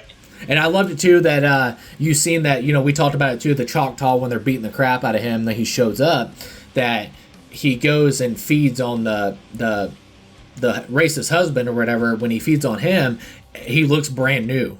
So the feeding is something healing and stuff like that. And I also noticed too, because did we see Cornbread in the background when he storms in with the vampires?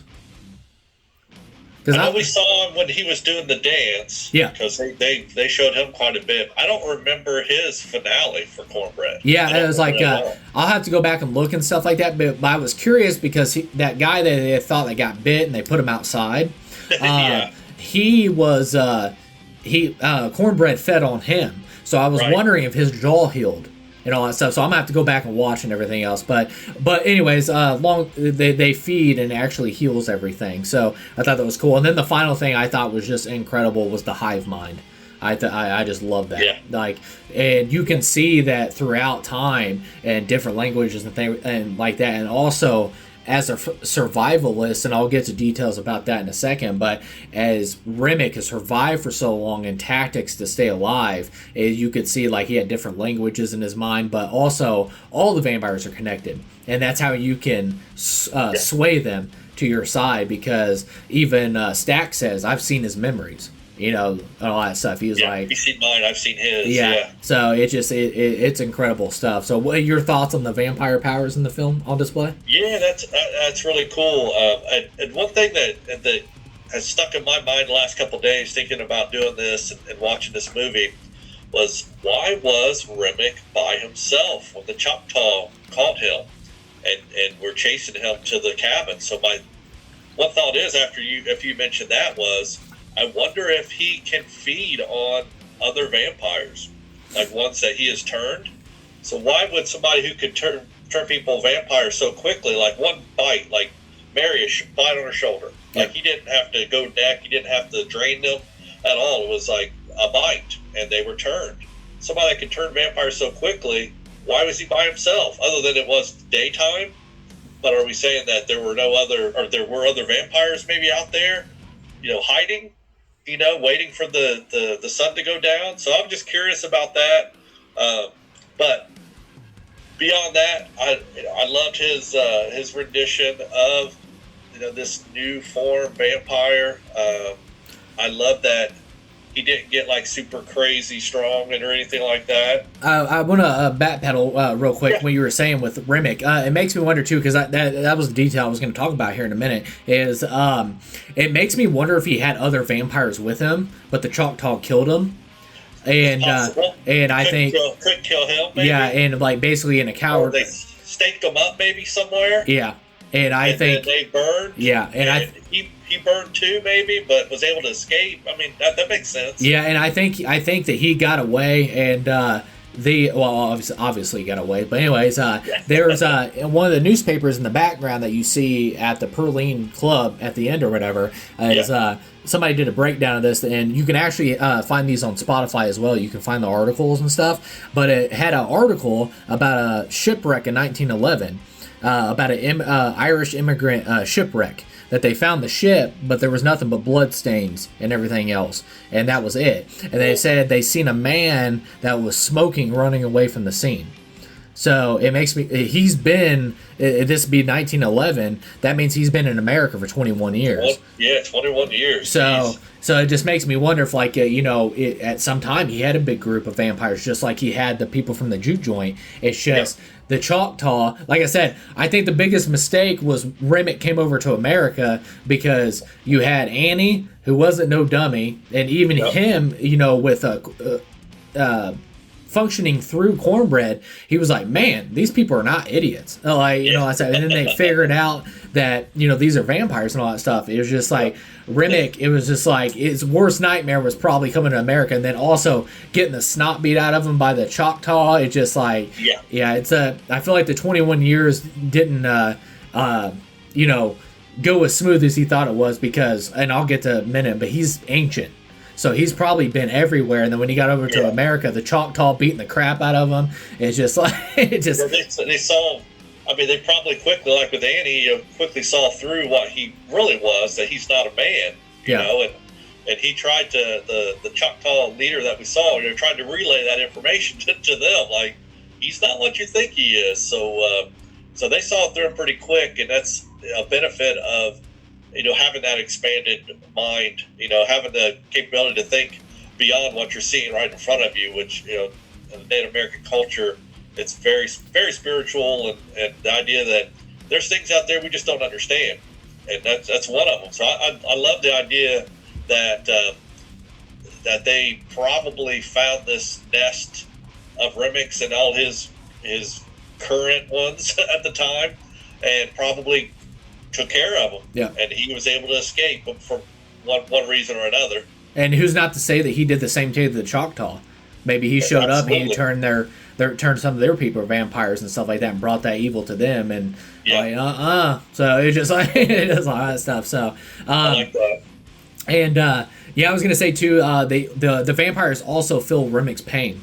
So I thought that was a really cool scene, especially you see that he gets shot in the shoulder during the vampire raid and stuff like that, and then all the vampires like grab their shoulder and stuff like that, and then of course the wicked shot when in the final act when he gets that guitar smashed into his skull and the silver plates in his skull hanging out or whatever. You can see the vampires in the back, and I'm trying to describe it visually, but just like they're like weeping in pain and feeling his pain and all that stuff, and they're just like screaming to the sky, clawing out their head, like he is, and then and then when he gets a stake through the heart, it cuts to vampire Perline.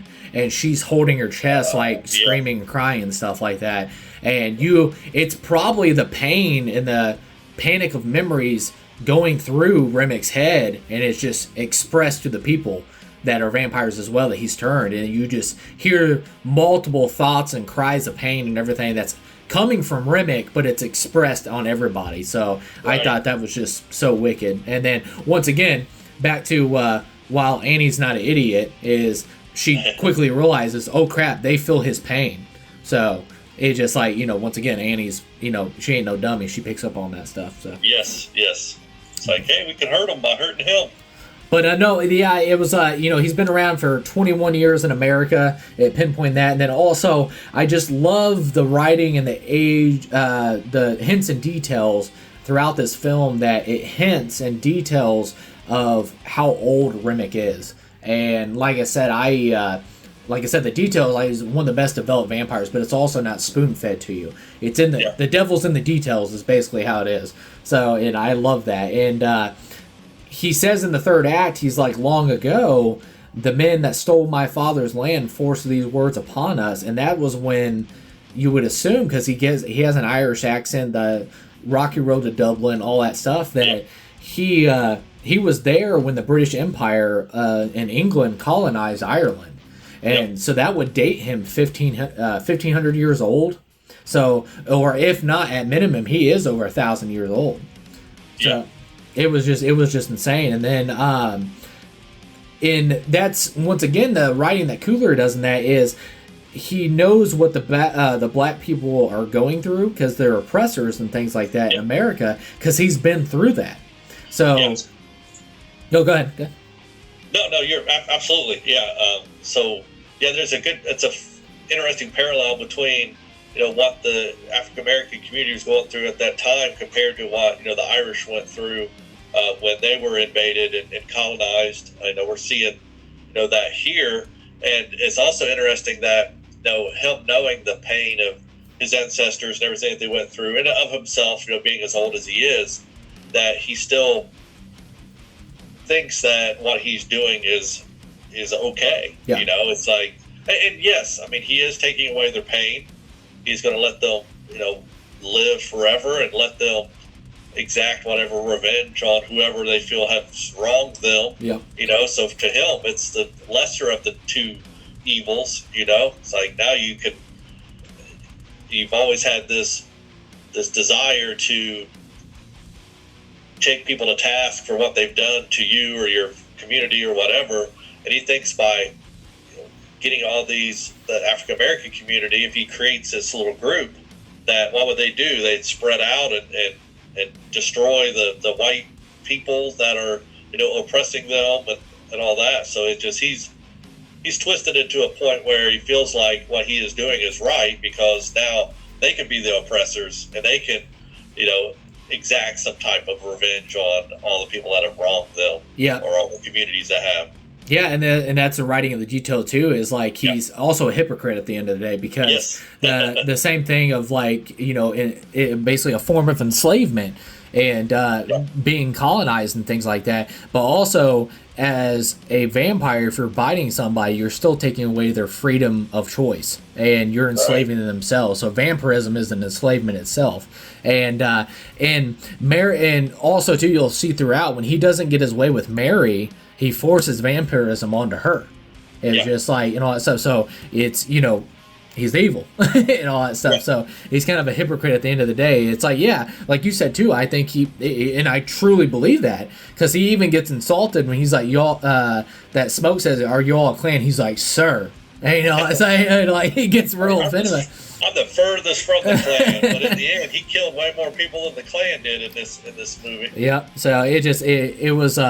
But so it was crazy, and the details and stuff like that. And then, like I said, once again, the best villains are the ones that think they're doing good. And back to the colonization of what was it, the British Empire and stuff like that of England, is that still like going on today? You still see the aftermath of that stuff, and same thing with America, with African Americans in their hand, how they were treated and stuff like that. You still see that today, and even Cillian Murphy, who he was visited by Prince Harry and everything, and he actually, it's a thing that where you'll see Irish actors, multiple Irish actors have done this, but Cillian Murphy, there's a famous photo where he has his hands in his pocket when he's meeting Prince Harry, and it's a culture expression in Irish history, sign of resistance against the British rule. So they'll put their hands in their pocket. So and that's today. That's still going on today and stuff like that. It's like there's like I said, I want to be careful when I say this, but putting quotations around they forgive, but they do not forget, and all that stuff. So it's like even today and all that stuff. So because even in America at this time with Remick, you can see that he's changed his accent as well to blend in as well. You can say to blend in, but also Irish they were second class citizens around this time. Oh yeah. So if he walked around with the Irish accent, then he wouldn't get any further and everything else. What he was trying to do. They were enslaved as much as the African American community and the Chinese, and they were put to work on railroads and other construction and stuff, and they were slaves as well. I mean, you think about from the U.S. history standpoint, they gloss over that a little bit, and nowadays with the administration that we have and all the other crazy stuff that's going on, any mention of slavery at all is pretty much a no-no. That white people would be mad, but it happened not just between whites and African Americans, but any immigrants at that time period were enslaved. Yeah, and then going on to the details of manipulation. You can even see too. He's trying to basically like a snake trying to slither his way in. Is he even tells Smoke and them that the Ku Klux Klan used this sawmill as a killing floor and all that stuff. So it's selling it over and over again. Yeah, and he kept selling it. He was just like, trust me, all that stuff. He's like, that's his freaking nephew behind me, and all that stuff. They use this for a killing floor. He was like, see, I'm trying to help you. So, he's just trying to slither his way in. And then, of course, when he shows up to the couple, they had, if you notice a little detail, and I have a further theory on this, by the way, here in a minute, but you'll notice that Remick has a gold wedding ring. And all that stuff, and he also talks about they took my wife and things like that. He was like, and he also pulls out the Celtic gold, and he's like, I got gold, and he was like, and they're basically like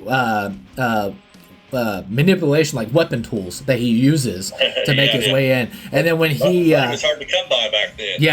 And then even he sees the Klan hood sitting there, and he uses their racist hate against them. And you talked about it before too. They didn't care that a white guy showed up, but as soon as the Native American showed up, that's a problem and all that stuff. So he used the racist hate to slither his way into the house and get invited in. So it was it was crazy. And like I said, all he had to say was they. Yeah. He said they took my wife. Yeah. He didn't have to specify. Yeah. For them, they already painted a picture in their head of who probably did this.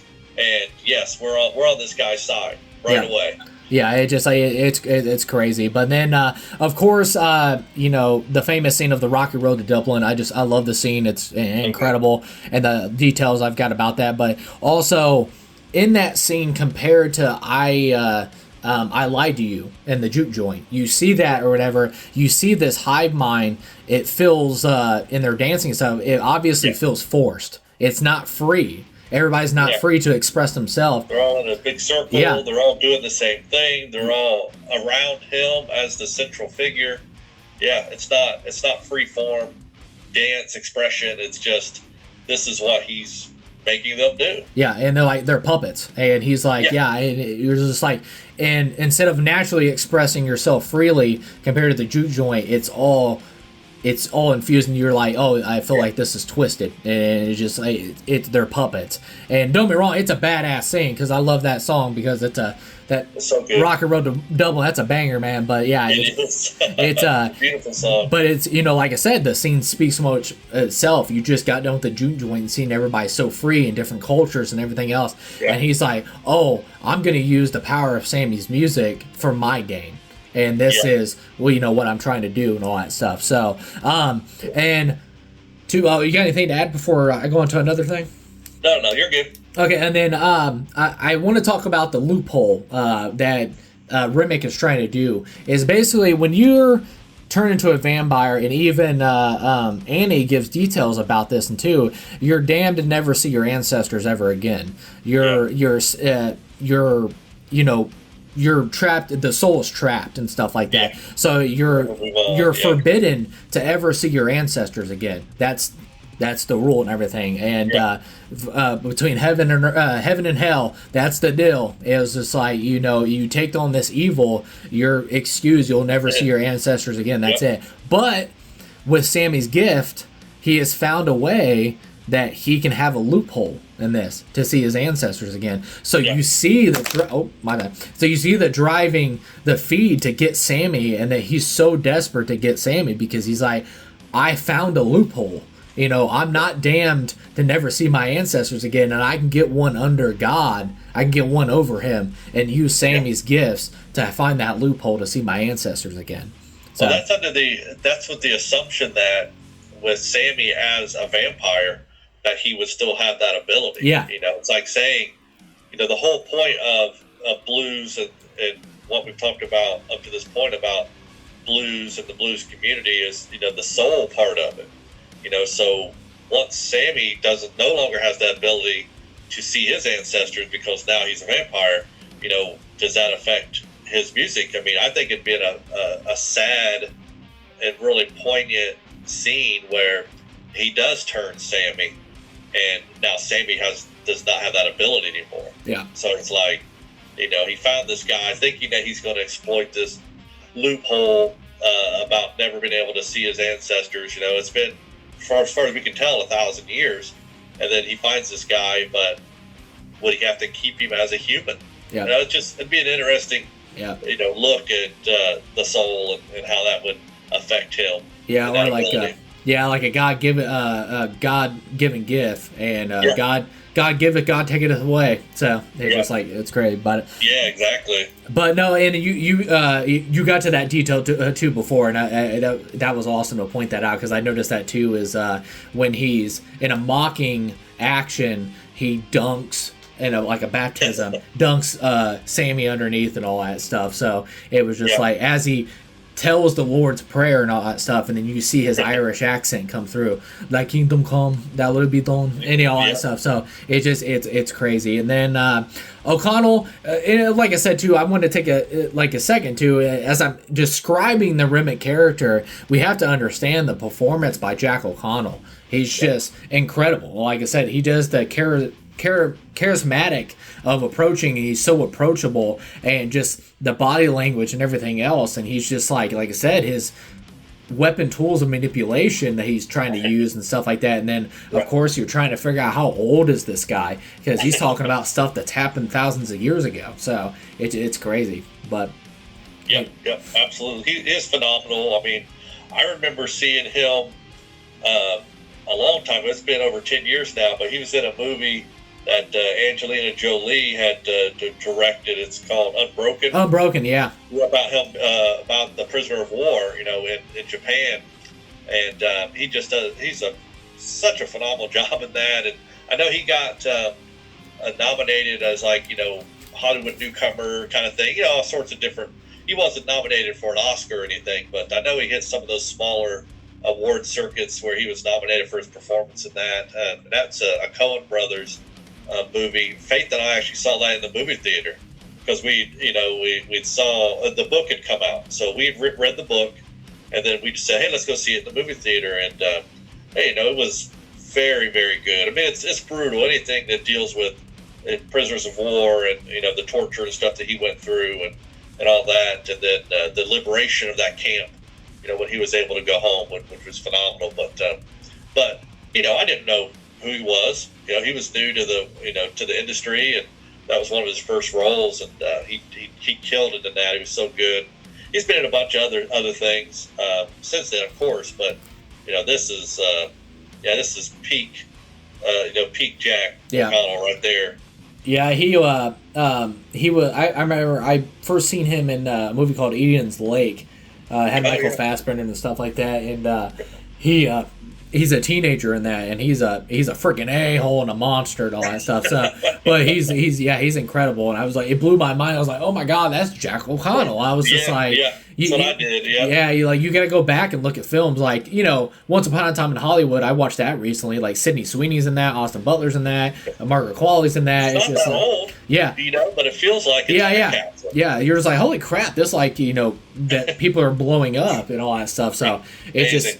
It is amazing. And then, like I said, I think Jack O'Connell is like Remick. He just gives such a charming, he comes off funny, he comes off as haunting, all in one, and I just, like I said, it just like, it's a phenomenal performance by him. And then the theory and the other stuff that I wanted to talk about too that could age, because you never pinpoint how old Remick is in this. Sure. There's details sprinkled there, which I love that Coogler does, because like I said, that's what I love about this film, and I express about that. I'm getting something new every time I watch it, and it just I pick up on something new, and it inspires me to go look into this stuff and all that stuff. That's like how I felt with The Northman. It's just like you watch these films, and it inspires you to go look up this history, know your history, and all that stuff. You don't have to love it, but you need to understand it and stuff like that. And it's just like it's so well done. And then when he presents the gold for the first time and stuff like that,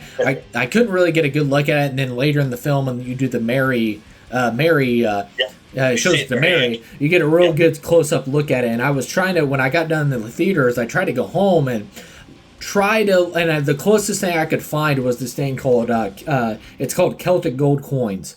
That's what they're called. But the thing about it is if Remick has these, then that would date him almost 1900 to 100 years old. So it's crazy. And then of course they're made out of gold as well. So could it be an ancestry loom that got passed down and all that stuff? Because gold can be spent even today. So if it's gold, it's gold. You know what I mean? So, but yeah, I just thought that was very interesting. It looked like Celtic gold coins, so he could be almost 2,400 years old and all that stuff. So, with the Celtic gold coins, it makes me wonder. At the beginning of the movie, they talk about it attracts evil, and it talks about over in West Africa, and then you have Ireland, and then you have the Choctaw and all that stuff. It makes me wonder: is Remick the legend? They talk about the evilness in that story, because he has been alive for thousands of years. So I would imagine he's been everywhere. So, and he, like I said, he's a survivalist, so he's got to move constantly. So the legend that these myths and everything they talk about is a Remick. Is Remick the origin of that evil and stuff like that? So it makes that. And then the one thing too, this is a theory. Once again, this is a reach for James. This is just a theory on my part, and I was just trying to break it down. And it makes me wonder: is Remick, in a Bram Stoker's Dracula style, is Remick the first vampire? And the reason why I say that too is he has, and once again, that could just be a weapon tool of manipulation. Like I said, this is just a reach on James's part. But what if Remick is the first vampire, and you see that he had a wedding ring on? And like I said, I don't think Ryan Coogler or the costume designer or anybody would have had him have a ring on if it didn't serve a purpose. By accident. Yeah, it wasn't put in there by accident. So, and the thing about it is, I've looked at every scene. He has the wedding ring on. So I'm sitting there, I'm like, oh, so it's supposed to be in there. It's not like it's in one scene and they're like, oh, the people behind the scenes forgot to take the wedding ring off before they filmed the scene and all that stuff. No, it's purposely put there. So it makes me wonder, when British came over and colonized Ireland and took his father's land, as he talked about, he said, I hated those men long ago. It makes me wonder if, to get back at the British and this regime and the oppressors and stuff like that, he made a deal with the devil. So, like a Bram Stoker's Dracula, he made a deal with the devil that, to go against his oppressors, to have power of some type, to basically, get revenge and all that stuff. Because it makes me wonder if they came over and they slaughtered his family, slaughtered his father and all that stuff, and he was alive, and maybe in his final moments before he was going to pass, the devil came along and was like, I'll make you a deal. and all that stuff. And that's Crossroads action. Yeah, and that's how the vampirism began, and he was the first vampire. So that's just a theory on my part. But and then of course the final thing I want to talk about Remake 2. I thought it was pretty visually replicating the Bible 2 Kings. 2 Kings 2 is Elijah's death as ascension to the heaven, described as a whirlwind, a fiery chariot, and I thought that was pretty cool because that makes me wonder. And once again, I don't know if it's been confirmed or whatever. That's why Remick turned into a tornado of fire, and then of course Smoke is named Elijah. So I just thought that connection was really cool. And like I said, his death is so epic, and I loved his design by Mike Fontaine and all that stuff. But yeah. That's all I had on Remick. Yeah, that was great. I loved his. I couldn't figure out the fiery tornado part, but I was like, man, it looks cool. If you watch it, you can see the water as it's being disturbed around him is like boiling. Yeah. Around him as well, because it's just all fiery. But his disintegration from when he finally gets the full-on sun on him, it's like just the craziest death, and I loved it. The effects are just, the icing on the cake for sure for this movie. It did, it has some heavy effects because of the vampire bites and stuff like that, but that final bit for him was probably their peak for me as far as effects go. He looked visually awesome, and then that transition into the fiery tornado thing was just amazing as well. So a good fitting in for him. And yeah, it's like when it's all said and done, he is being like sucked up, into the sky, which is crazy.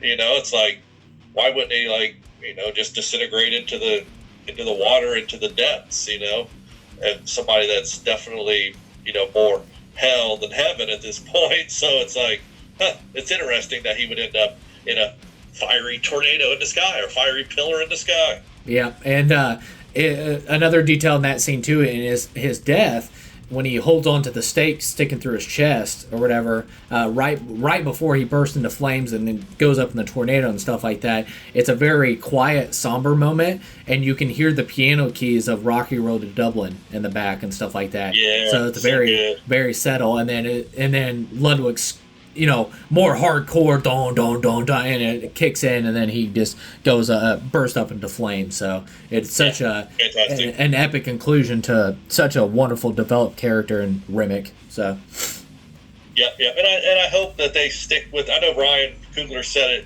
it in a lot of interviews that basically he didn't care how much money the movie made; they weren't going to make a sequel.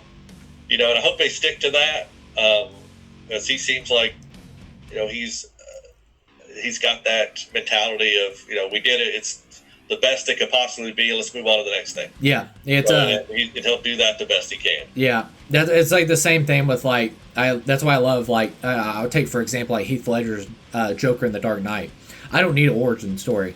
It's the sprinkle of details throughout of why is this guy so psychotic? He gives hints that his father cut those scars in his face. His wife was depressed, and I just wanted to see her smile, so he did that to himself. It's just like, this guy's psychotic at the same time, but he's giving you sprinkles of what his possible origin can be and age them and all that stuff. And that's with Remick, is they don't spoon feed that crap to you, and I don't need answers about Remick. The mystery is what I need, and that's why I find so much more interesting. So it's great. Absolutely, I love it. But no, the final thing I want to talk about, and we'll go into this, some final questions that are in, final thoughts and things like that. But the first, save the best for last, and that's, of course, Ryan Coogler. Chad, did you want to go ahead? Oh, my gosh. Yeah.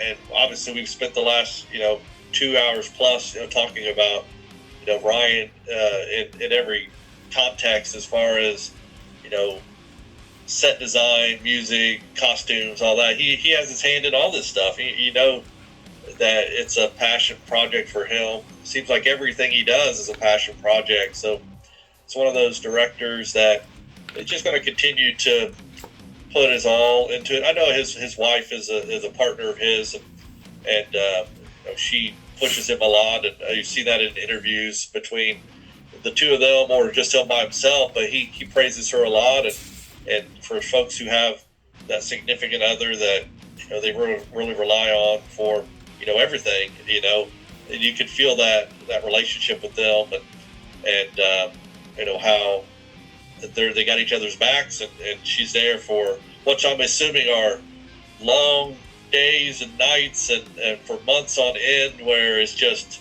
crazy, just balls to the wall, just nonstop, and to put together what they've done, along with all the cast and the crew, is just a testament to Ryan Coogler and what kind of a person I think that he is, and what kind of a shining beacon he is in the filmmaking world, because he puts great stuff on film, and thought-provoking stuff, and then at the same time it's something that's just gratuitously violent too, stuff like that happens, but he does such a good job of blending everything together in just such a cohesive film that it's easy to overlook maybe a lot of his involvement in it when you mention sets and things like that. But we got to remember, he is behind all that at the same time. He's finding the people to come in and do this stuff. He's there every step of the way to make sure it matches his vision, and to come up with the vision that he's come up with for this. And he mentions it in the behind the scenes thing a little bit. It was just a simple conversation with his wife, just talking about something. He's like, it'd be cool. And then boom, there it is. And she mentions it in an interview that, 2 months later they had a script, and they were ready to rock and roll on it. It just went so quick that, we've all done things where you get so passionate about it, you feel like you just don't want to do anything else until it's done. And, that's the way it is. Yeah. And, Ryan, he just seems like he'd be a cool dude to just, hang out with, and just a smart, very capable guy that, isn't going to compromise on his vision. And, he's, hit the ground running with all this movie so far. And it's nice to, have these out there for us to watch. Yep. And then, and we got to a little bit before, like how much, how personally this was to him, and like to his, dedicating it to his uncle who listened to blues and stuff, because he talked about that when he was in the post-production of Creed, he found out the passing of his uncle, and he was like, I only seen him like 2 times that year, and he was like, I should have been there more and all that stuff. And like you said, it's so easy to get so obsessed with a project you have, like, because I did something small as like a 28 hours later trailer or whatever, but it was like, I have a wife and a kid, and I had to really in the back of my mind pry a crowbar in my mind, like, you need to understand you're a father as well. And it just like, because I was just like, oh, I gotta get this edited, it's the dedication to a project as a filmmaker. It's just like, you're constantly, that's all that's on your mind. I was literally driving like, and I can only imagine this is like 100 times for Ryan Coogler, is all the stuff going through that man's mind as a filmmaker, because you're constantly creating in your mind. And I did something as small as a freaking trailer, and I was driving in the car, and I was looking at fields. I'm like, man, it'd be really cool if the Infected were running in that field right now. Or I hear like a music score piece that's like, I'm passing by somebody like listening to music on their phone, like, that'd be really cool to play in the background of the trailer. Like, you're just constantly just feeding ideas and creativity in mind, and just like, and that I'm sure that was like every ounce of that. And then especially, with like how you described it, I totally seen where he was coming from when he said he was on post-production of Creed, and he was like, I only see my uncle 2 days two times that year. He's like, I should have been there more and stuff like that, because it's so easy to do and all that stuff. And like a lot of people too tell him in the interviews, and I say it too, his uncle loved him to death. He knew that was his stuff, so he shouldn't feel bad because his uncle's like, he's doing something that he loves and stuff like that. His uncle knows that he loved him at the end of the day, and he loves his uncle, and he knows that too in the back of his mind. But it's that personal guilt, and I totally get that, because it's easy to do. Like I said, becoming obsessed with the project, it really just eat everything, and it just absolutely. So it was cool, but it was a beautiful film, and this is the part too. I wish we could bring people back from the dead, because I would love to Ryan Coogler's uncle to see this and stuff like that he attributed to him, because I think he would have been so proud of Ryan Coogler, which beyond the grave too, he is proud of him and all that stuff, because he's made a fantastic film. I think the beauty of the words of the blues, and then the darkness, basically taking that supernatural, like Crossroad Demons type, supernaturalisms and stuff like that, and fusing it into the Jim Crow South. And then talking about too, like I said, Ryan Coogler said once he stopped, he's going to make a film that says something. And that's exactly what he does with every single film. It says something. He's like, if I don't make a film that, the day that I find out that I can't make a film without having it say something, he's like, I'm done as a filmmaker. And he was like, that's it. And he's like, so I want my films to say something. And this absolutely does. Talking about the freedom of, Black African Americans, of the illusion of freedom. We've seen in this too. We talked about it too, like to the certain point, they wouldn't even let African Americans at this time use real U.S. dollars. They would pay in these wooden nickels and everything for labor, and then be like, oh, well, you're free, but we're not going to pay you and all that stuff. We're by law, you're free and we're supposed to pay you, but they weren't even paying them real U.S. dollars either. So it was still even trying to say, oh, well, they're free. No, they're still in enslavement and all that stuff. And it is crazy. And then also implementing the blues music into this. We talked about that before too, and I got into details that the massive weight of this quote of talking about white people like blues just fine, they just don't like the people that make it, and all that stuff. And that's a true thing. It's not like, oh, you were trying to panderism or anything like that. It's like, that's actually something that happened. It was labeled as black collar music, and then white bluegrass is what they called it. They would literally have a white artist take a person of color's music and then record over it and steal it away, and then try to make it its own, and they would call it white bluegrass and all that stuff. And it was disgusting. And like I said, he doesn't hold punches. He gets his stuff along and stuff like that. And then also too, at the time too, the reason why they did that is because they said, we're not going to have a colored person sing on the radio. So they would take their stuff away and steal it from them, and then they would get no revenue or anything from it. And it was disgusting. It's like I said, and I love Ryan Coogler too. Like I said, I just love seeing him in an interview. And if you get the time, he has an interview about, it's called the Kodak interview. He talks about the different aspect ratios in the film, and the awesome passion that you see him talk about, like a Super 8 film that he used when he was a kid, to the 70 millimeter now that they used for IMAX on this and everything else, and then all that college and stuff. There are some people you can see that they're faking it, and then there's some people it just genuinely comes across so heartwarming, because you see the passion just spilling out of this man. And like I said, and he's got a strong Oakland accent and stuff like that. Does. And he's just true to his, like, that's who he is. And I love every second of it. And I love hearing the man speak about film, and I love everything he crafted. And he's crafted something that felt like an out-of-body feeling experience. I know that's kind of cheesy to say with I Lied to You, the big giant epic one-shot scene and stuff like that, but that's exactly how I felt with this. I think it just goes beyond just being a movie. I think it's a beautiful look into the American South, and also a dark look into the American South, and at the same time a message that gets across that to know your history, especially American history. I've come across so many people that don't even know the history of the country that they're living in and stuff like that.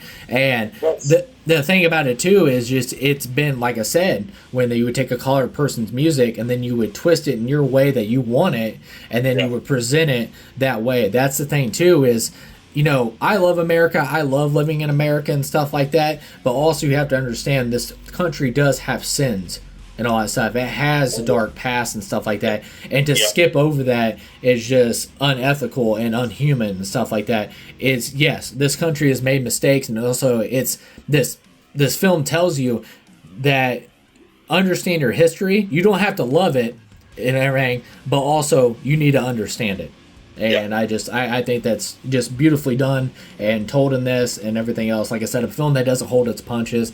I loved it. And like I said, it's and don't put blinders on to that's what I was trying to say. Don't put blinders on to history. Yeah. Like I said, yes, it's gruesome, it's cruel and all that stuff, but you can't put blinders on to real history and all that stuff. That's like, my wife wants me to become a history teacher and stuff like that, but I can't do. I told her I can't do it because I'm going to get hired at a school that they're going to make you have a certain curriculum that you have to teach, and I'm like, I'm not. The Pilgrims and the Indians not come together on the Thanksgiving dinner. They were slaughtered. Just like, all that stuff. And we're talking about how great Christopher Columbus is and how, they cover that, how terrible and evil that man was. It's just, you have to know your real history. And the quotations around real history. You can't put blinders on and try to paint. And don't get me wrong, I'm not telling you to live every life doom and gloom, but understand your history. Like I said, you don't have to love it, but you need to understand it. And I think this film just does an incredible job in absolutely every single detail, and praise and roses and everything else goes to director Ryan Coogler. Just an outstanding film. So that's what I had, and that is Ryan Coogler's Sinners. I would just but Chad, you got any final thoughts on Mr. Coogler before you do a little bonus questions about it? No. Well, I would just talking about. You mentioned the wood nickels, and I would just, in back of my mind, I'm thinking, like, the people that are giving them those as payment are also the ones they're spending it in their stores. Yep. So they're paying them nothing. Yep. I mean, all they're doing is, and they're marking that stuff up. It's so that in the end they're not even getting the full wage that they're supposed to get. You know what I'm saying? It's just another one of those historical things, and it did happen. I mean, that's another example of history that we're attempting to whitewash, so that us white folks have less guilt about all the terrible things we've done over time. And it's okay to look back on them in hopes that we don't duplicate those mistakes. Exactly. Versus let's just act like they never happened, because what's going to happen? You're going to end up with somebody in power that convinces the masses that what he's saying is the right thing, and we're that's not true. But anyways, but what's nice about movies like this is, as long as they're going to continue to be made, and I think they will be, barring our current administration taking over the movie industry or whatever the heck they're thinking about doing, besides tariffing the movies to death. As long as these movies continue to be made, then the stories will continue to be out there. Yep. Whether the history books continue to show that or not, they can't get rid of all the history books, so they're still going to be out there, and folks who are students of history will continue to learn and pass that information along, and that's a good thing. Yeah. So if Ryan continue to do what he's doing and focusing lights on these kind of things, it's going to be a good thing. And other filmmakers are going to take his example. We're going to see folks 10 years from now that are focusing on things that are happening even today, that with the immigration issues and stuff that's happening in the U.S., they'll use that as their inspiration for a movie that shines the light on that again, like we're seeing with the 1930s America through Ryan Coogler. So yep. It's a very good thing. Yeah, and then also too, it's like I tell people too, it's like and also at the end of the day, it's a piece of cinema. Like you can watch it as it's a brilliant horror film. It's a brilliant gangster film. It's a brilliant African culture film. It's a brilliant Irish culture film. It's just like it speaks so much in so many different voices that it's fantastic and fused together. And like I said, I loved every second of it, and I was so giddy to do this podcast because that's why I love movies. The impact that they have on you afterwards, and then it's so inspiring, but so impactful, and also too, it makes you grow as a person. And you want to grow in an honest way too. You don't want to grow with bad information and stuff like that. And it inspires you to go look into this stuff. Like I said, know your history. Like I said, it's just like you can be a student of film, which I think both of us are in our own ways. Where you look at things beyond face value, but you can also watch it as just that and have a good time. So you don't have to dissect every movie, like we tend to do. We want to get to the root of the message of these movies and stuff, but we're going to go into watching Toxic Avenger when the new one comes out, and guess what? There's probably not going to be a lot of deeper meanings to what's going on here. So you can be a student of film and enjoy all the genres. Not everything has a deeper meaning, but in the ones that do, it's nice to have that knowledge to say, like, I kind of get what he was talking about. I can see where he was heading and why it's important to continue to make movies with those messages. Yep. And once again, I just suck with words. So I guess what I was trying to say is, like, I'm not saying you have to go into this film and feel like, I got a homework assignment after this. No, nothing like that. It's still an entertaining film. It's awesome. It's well written. Like the humor is great. The horror is great. Like the special, like it's cinema. It's a cinematic movie, and I love that. But also, it carries so much with that. Like I said, the film has so many voices, and like I said, it may still not be your cup of tea at the end of the day, because it's all subjective, and cinema hits everybody differently and stuff like that. But I'm just trying to get across of how much, and all the credit to Ryan Coogler, how much he infused into this thing. It's brilliantly done. But my final thoughts too. I think it's going to be an Oscar juggernaut. We talked about privately about this as well. I think it's going to be an Oscar juggernaut, and I haven't got this feeling about a film of being an Oscar juggernaut since Mad Max Fury Road. And I think it's, Best Picture, I think, is a lock. I think Ryan Coogler is definitely going to get a Best Director, one of the 5. Like I said, we'll get to the end of the year when I talk about my Oscars and stuff like that, we'll see what other directors come along. I'm saying he's going to win right now, but I got 6 more months of film, so I'll get back to you on that one. Original music score, definitely I think is going to get lead actor. I didn't put quotations of maybe, because I really think Michael B. Jordan is going to get an Oscar nomination for this, because he is absolutely brilliant and does a fantastic job in his performance or performances.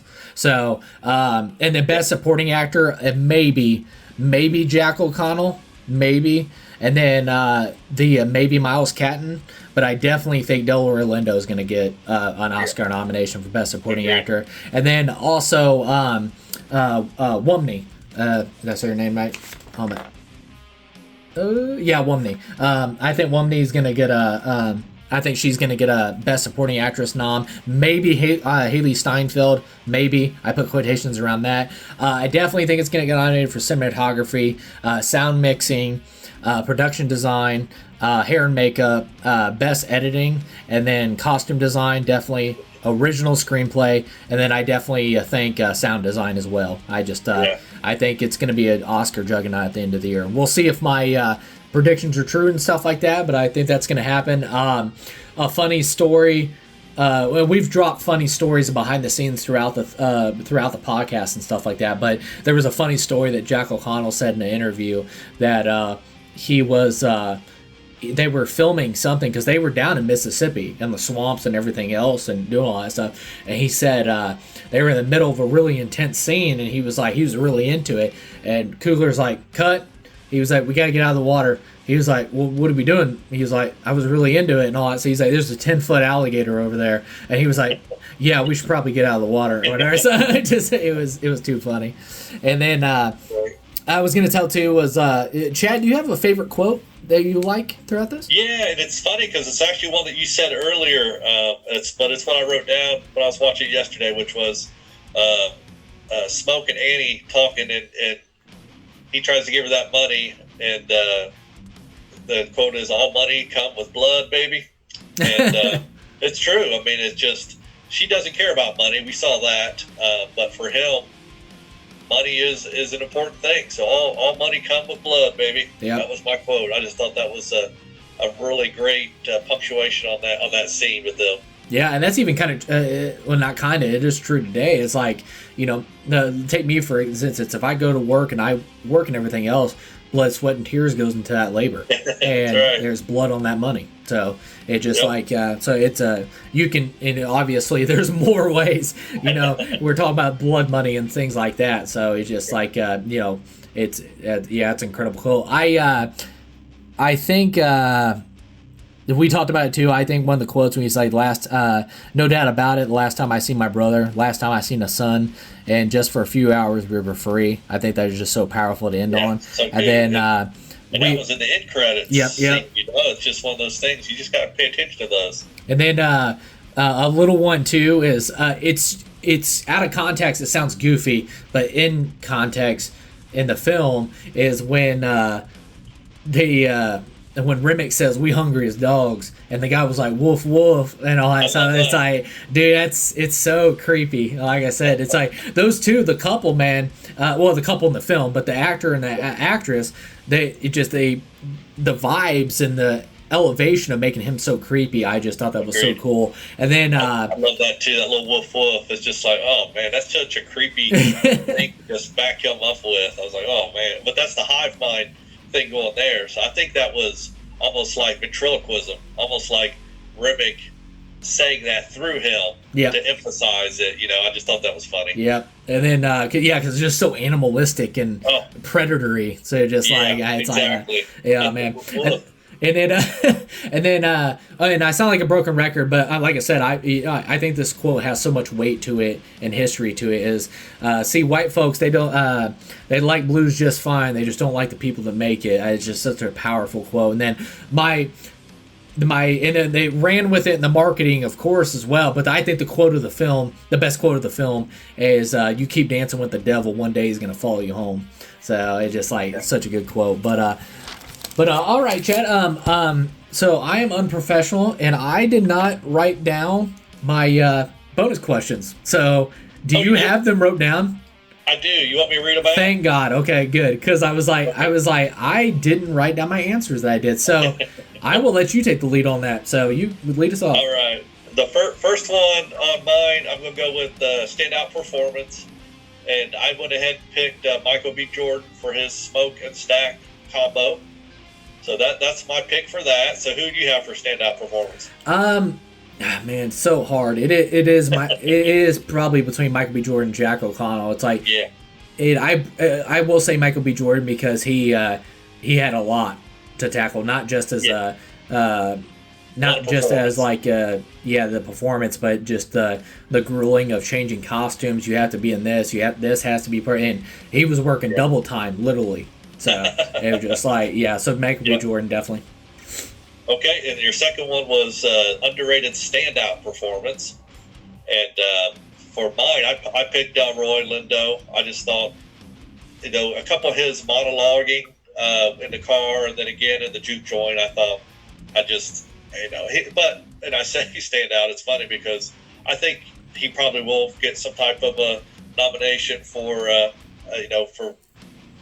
supporting. So is it really underrated standout? I don't know, but I picked him because I loved his performance. Okay, and then underrated standout too. I should have put that in the notes when I sent it to you. I was gonna say that can be anybody. It doesn't have to be just a performance. So my answer to that is Mike Fontaine. Did the practical effect makeup work. I think very good. That design in the vampires and those contact lenses, it's just so unique, and it really serves a purpose when the horror stuff hits. And those reflective contacts lens, it's a game changer, because I was like, that is just phenomenal work. And then of course in the third act, the makeup work that they did on Remick, man, it was just like like I said, that's probably one of my favorite vampire designs I've seen in a long time, if not like one of my top favorites. I absolutely adored it. So I agree. Yeah, that's a good. Yeah, because I think the only one that could probably compete with that is probably the Reapers from Blade 2, where those mouths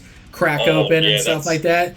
That's definitely top 1 and 2 for me. I love the Reapers. But that, oh yeah, so good. But I just loved it because I love the way that Mike Fontaine described it as like you're peeling back the mask. You're not growing something out of Remick as a vampire. You're just peeling back the fake Remick mask of him, and underneath you see the teeth going up the skull line and stuff like that, or the jaw line going up to the skull. And I'm like, you're like, there is a terrifying monster under this camouflage. He is a monster. When it's all said and done, he is a monster. So, all right.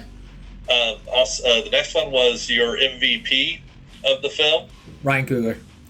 All right, I picked Michael Caton's performance as Sammy Moore. I just thought it was so good. And then knowing that he didn't even know how to play the guitar prior to is it's pretty amazing. I mean, that's a Herculean task there to do that, and then perform like he did. It's amazing. Yeah, and I'll say a runner-up was, and I want to give I guess honorable mention is the MVP is Ryan Coogler is it, and but runner-up was Ludwig and the music score. Yeah. It just I don't think this movie can live without that. So yeah, and I think they probably would say. I mean, I think Ryan would say the same. I think Ludwig would probably say like, "Oh, it probably would have been okay." But I think Ryan would say it did. Yeah, it's the DNA of the film, and not literally and physically. It's just like it is the DNA of the film. So music. So. All right, your next one was favorite single frame shot of the film, and I said during the podcast that I didn't really have one, but after we talked a little bit, my pick would probably be the end credit scene. When he was talking about him and Smoke, standing there by the sunrise or the sunset. Not exactly sure which it was, but that's such a really beautiful shot of the two of them. It's something we didn't get to see at all throughout the movie. So seeing it as the end credits when we were watching it live, I was like, yeah, that's probably it. It's tough. It's such a beautifully shot film. It's hard to say like one frame, but for me that's pretty nice. Yeah, I wasn't prepared, so I'm literally just doing this off the cuff here. But there's two frames that pop into my mind is because I think they're just so powerful. And you would have to stop it just one in a perfect frame is. You have the three vampires, they're back, and you see the burning building and stuff like that. That was my number 2. Yeah. Definitely. And I was just like, it's so powerful because it's, even the quote at the beginning, they talk about it attracts evilness, and you see this pure magic of this music and how it can bring healing to the community because they're just free. The building is burned down, so they're free, and that's the healing is like they're all as one and just expressed freely, and then you see the evilness is right by, so that's a powerful shot. But the other shot was it's once again a back shot of Michael B. Jordan holding Miles Caton in the water, and you see the tornado fire going up. It's just like it's a wicked shot. Yep. Yeah, it's pretty powerful. So then your only other one that we haven't already discussed was favorite scene of the film. I'll let you go that one. I got an idea. Yeah, I mean, I can't get past the juke joint surreal montage that is that just amazing shot, culminating in the shot you just mentioned of the Remick's team outside looking at it happen. But one thing I didn't get to mention and I forgot to was I said how the roof burning down was a practical effect, and they said that was the final day of principal shooting, principal photography. The effects crew took the roof off, the metal roof off, and set it up with these flammable panels, and then they set up 3 70mm IMAX cameras and just let it burn. I was like, holy crap, what an awesome finale for that. So for me, the juke joint, and then I also mentioned I love the Pink Poor Robin Clean song and dance by them. I just thought that was so creepily done, and just but juke joint number 1 without a doubt. Yeah, and the juke joint is definitely my number 1, so I have a backup, and it may seem kind of boy, but I wanted to say about that that I'm glad you brought that up, that they talked about they burnt the set piece down at the final principal photography. It reminded me of Evil Dead 2 was the last shot of the principal photography when they did Evil Dead 2 was when that blood ocean comes through, Oh, but it's in the middle of the film. But it's actually the final thing they shot because that whole ocean of blood ruined the entire cabin. So it was just like completely ruined the set. So that's it's really cool to see that stuff. It's filmed out of place, but it's in a different spot of the film. So it's just movie magic. That's a great point about that. Yeah. And it makes sense. You don't want to blood up your whole set, or you don't want to burn your whole set before you're done using it. Yeah, and then I wanted to say this may seem like a boring scene, and I'll tell why, and it kind of infuses into another scene as well. So I can't do two, so I'm gonna do one.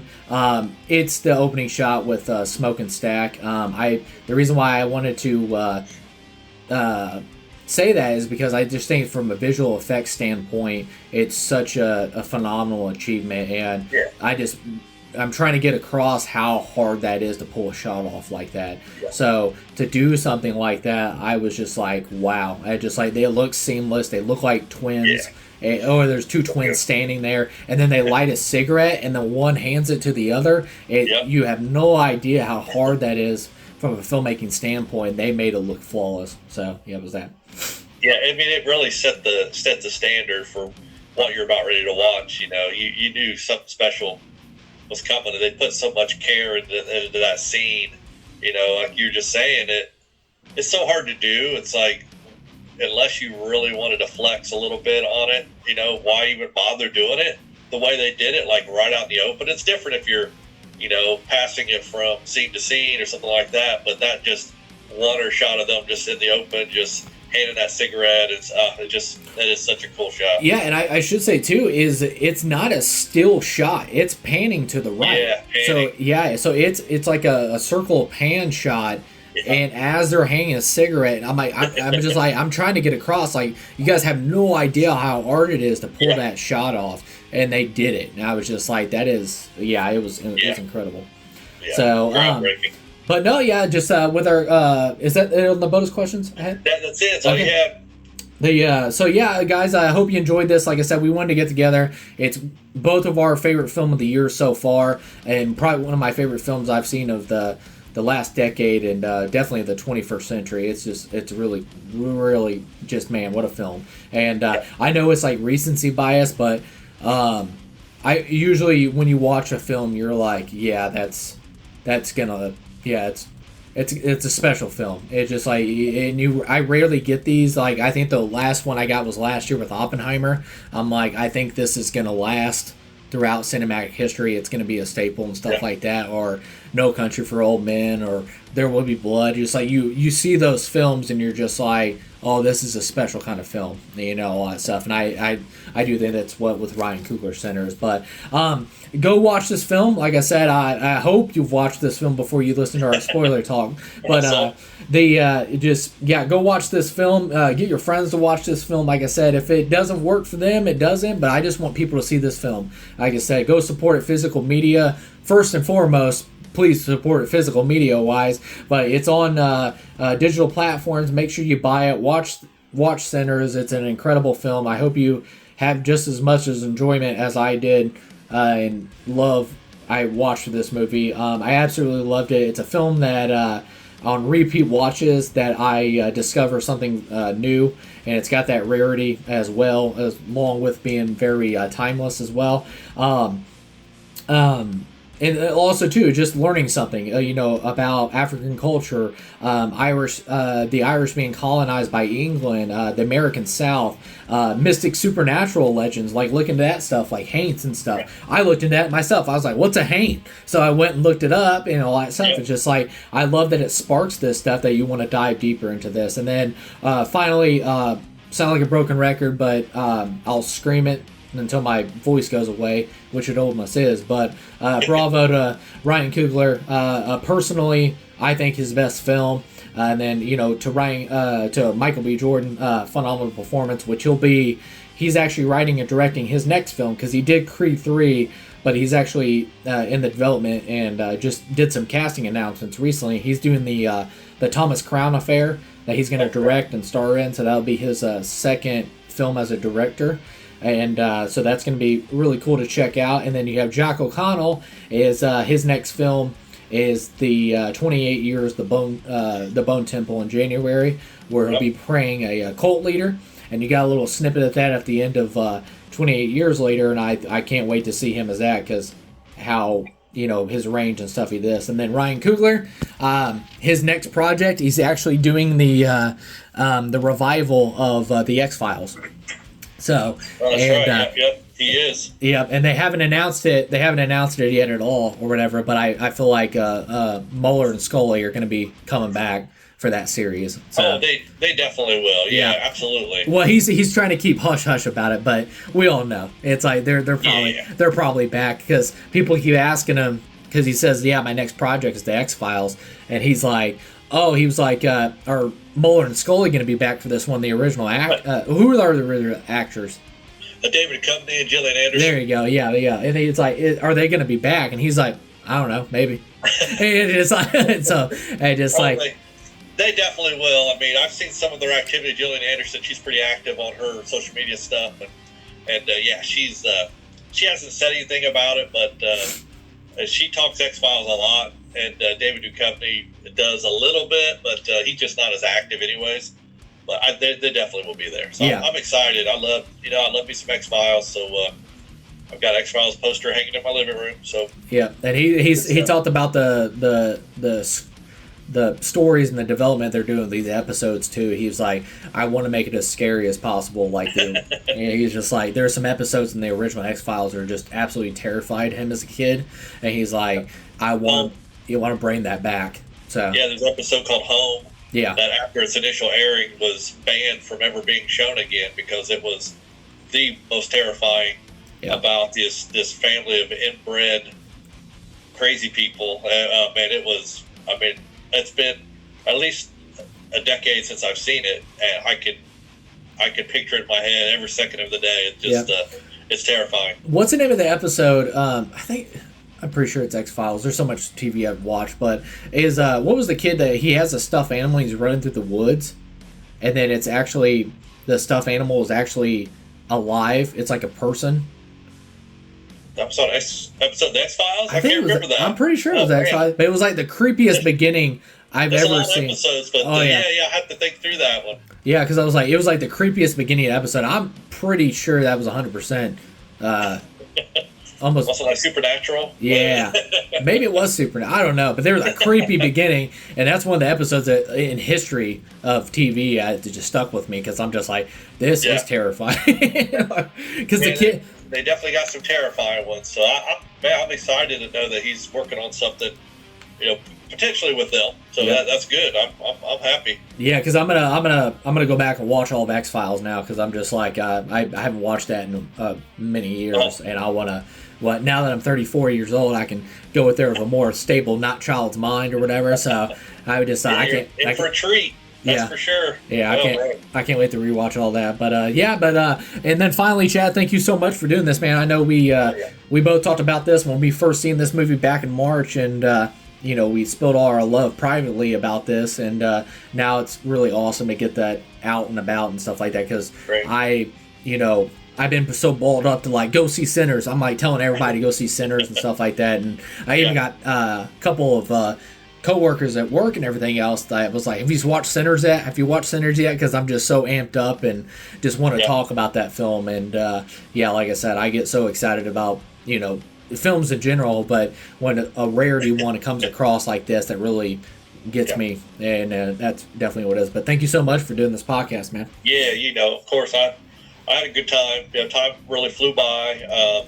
It's been awesome, and I love chatting movies with you, and hopefully we'll get together and go see another movie again here soon. But for now, let's everybody go see it if you haven't, or hop on HBO Max and watch it. It's worth it.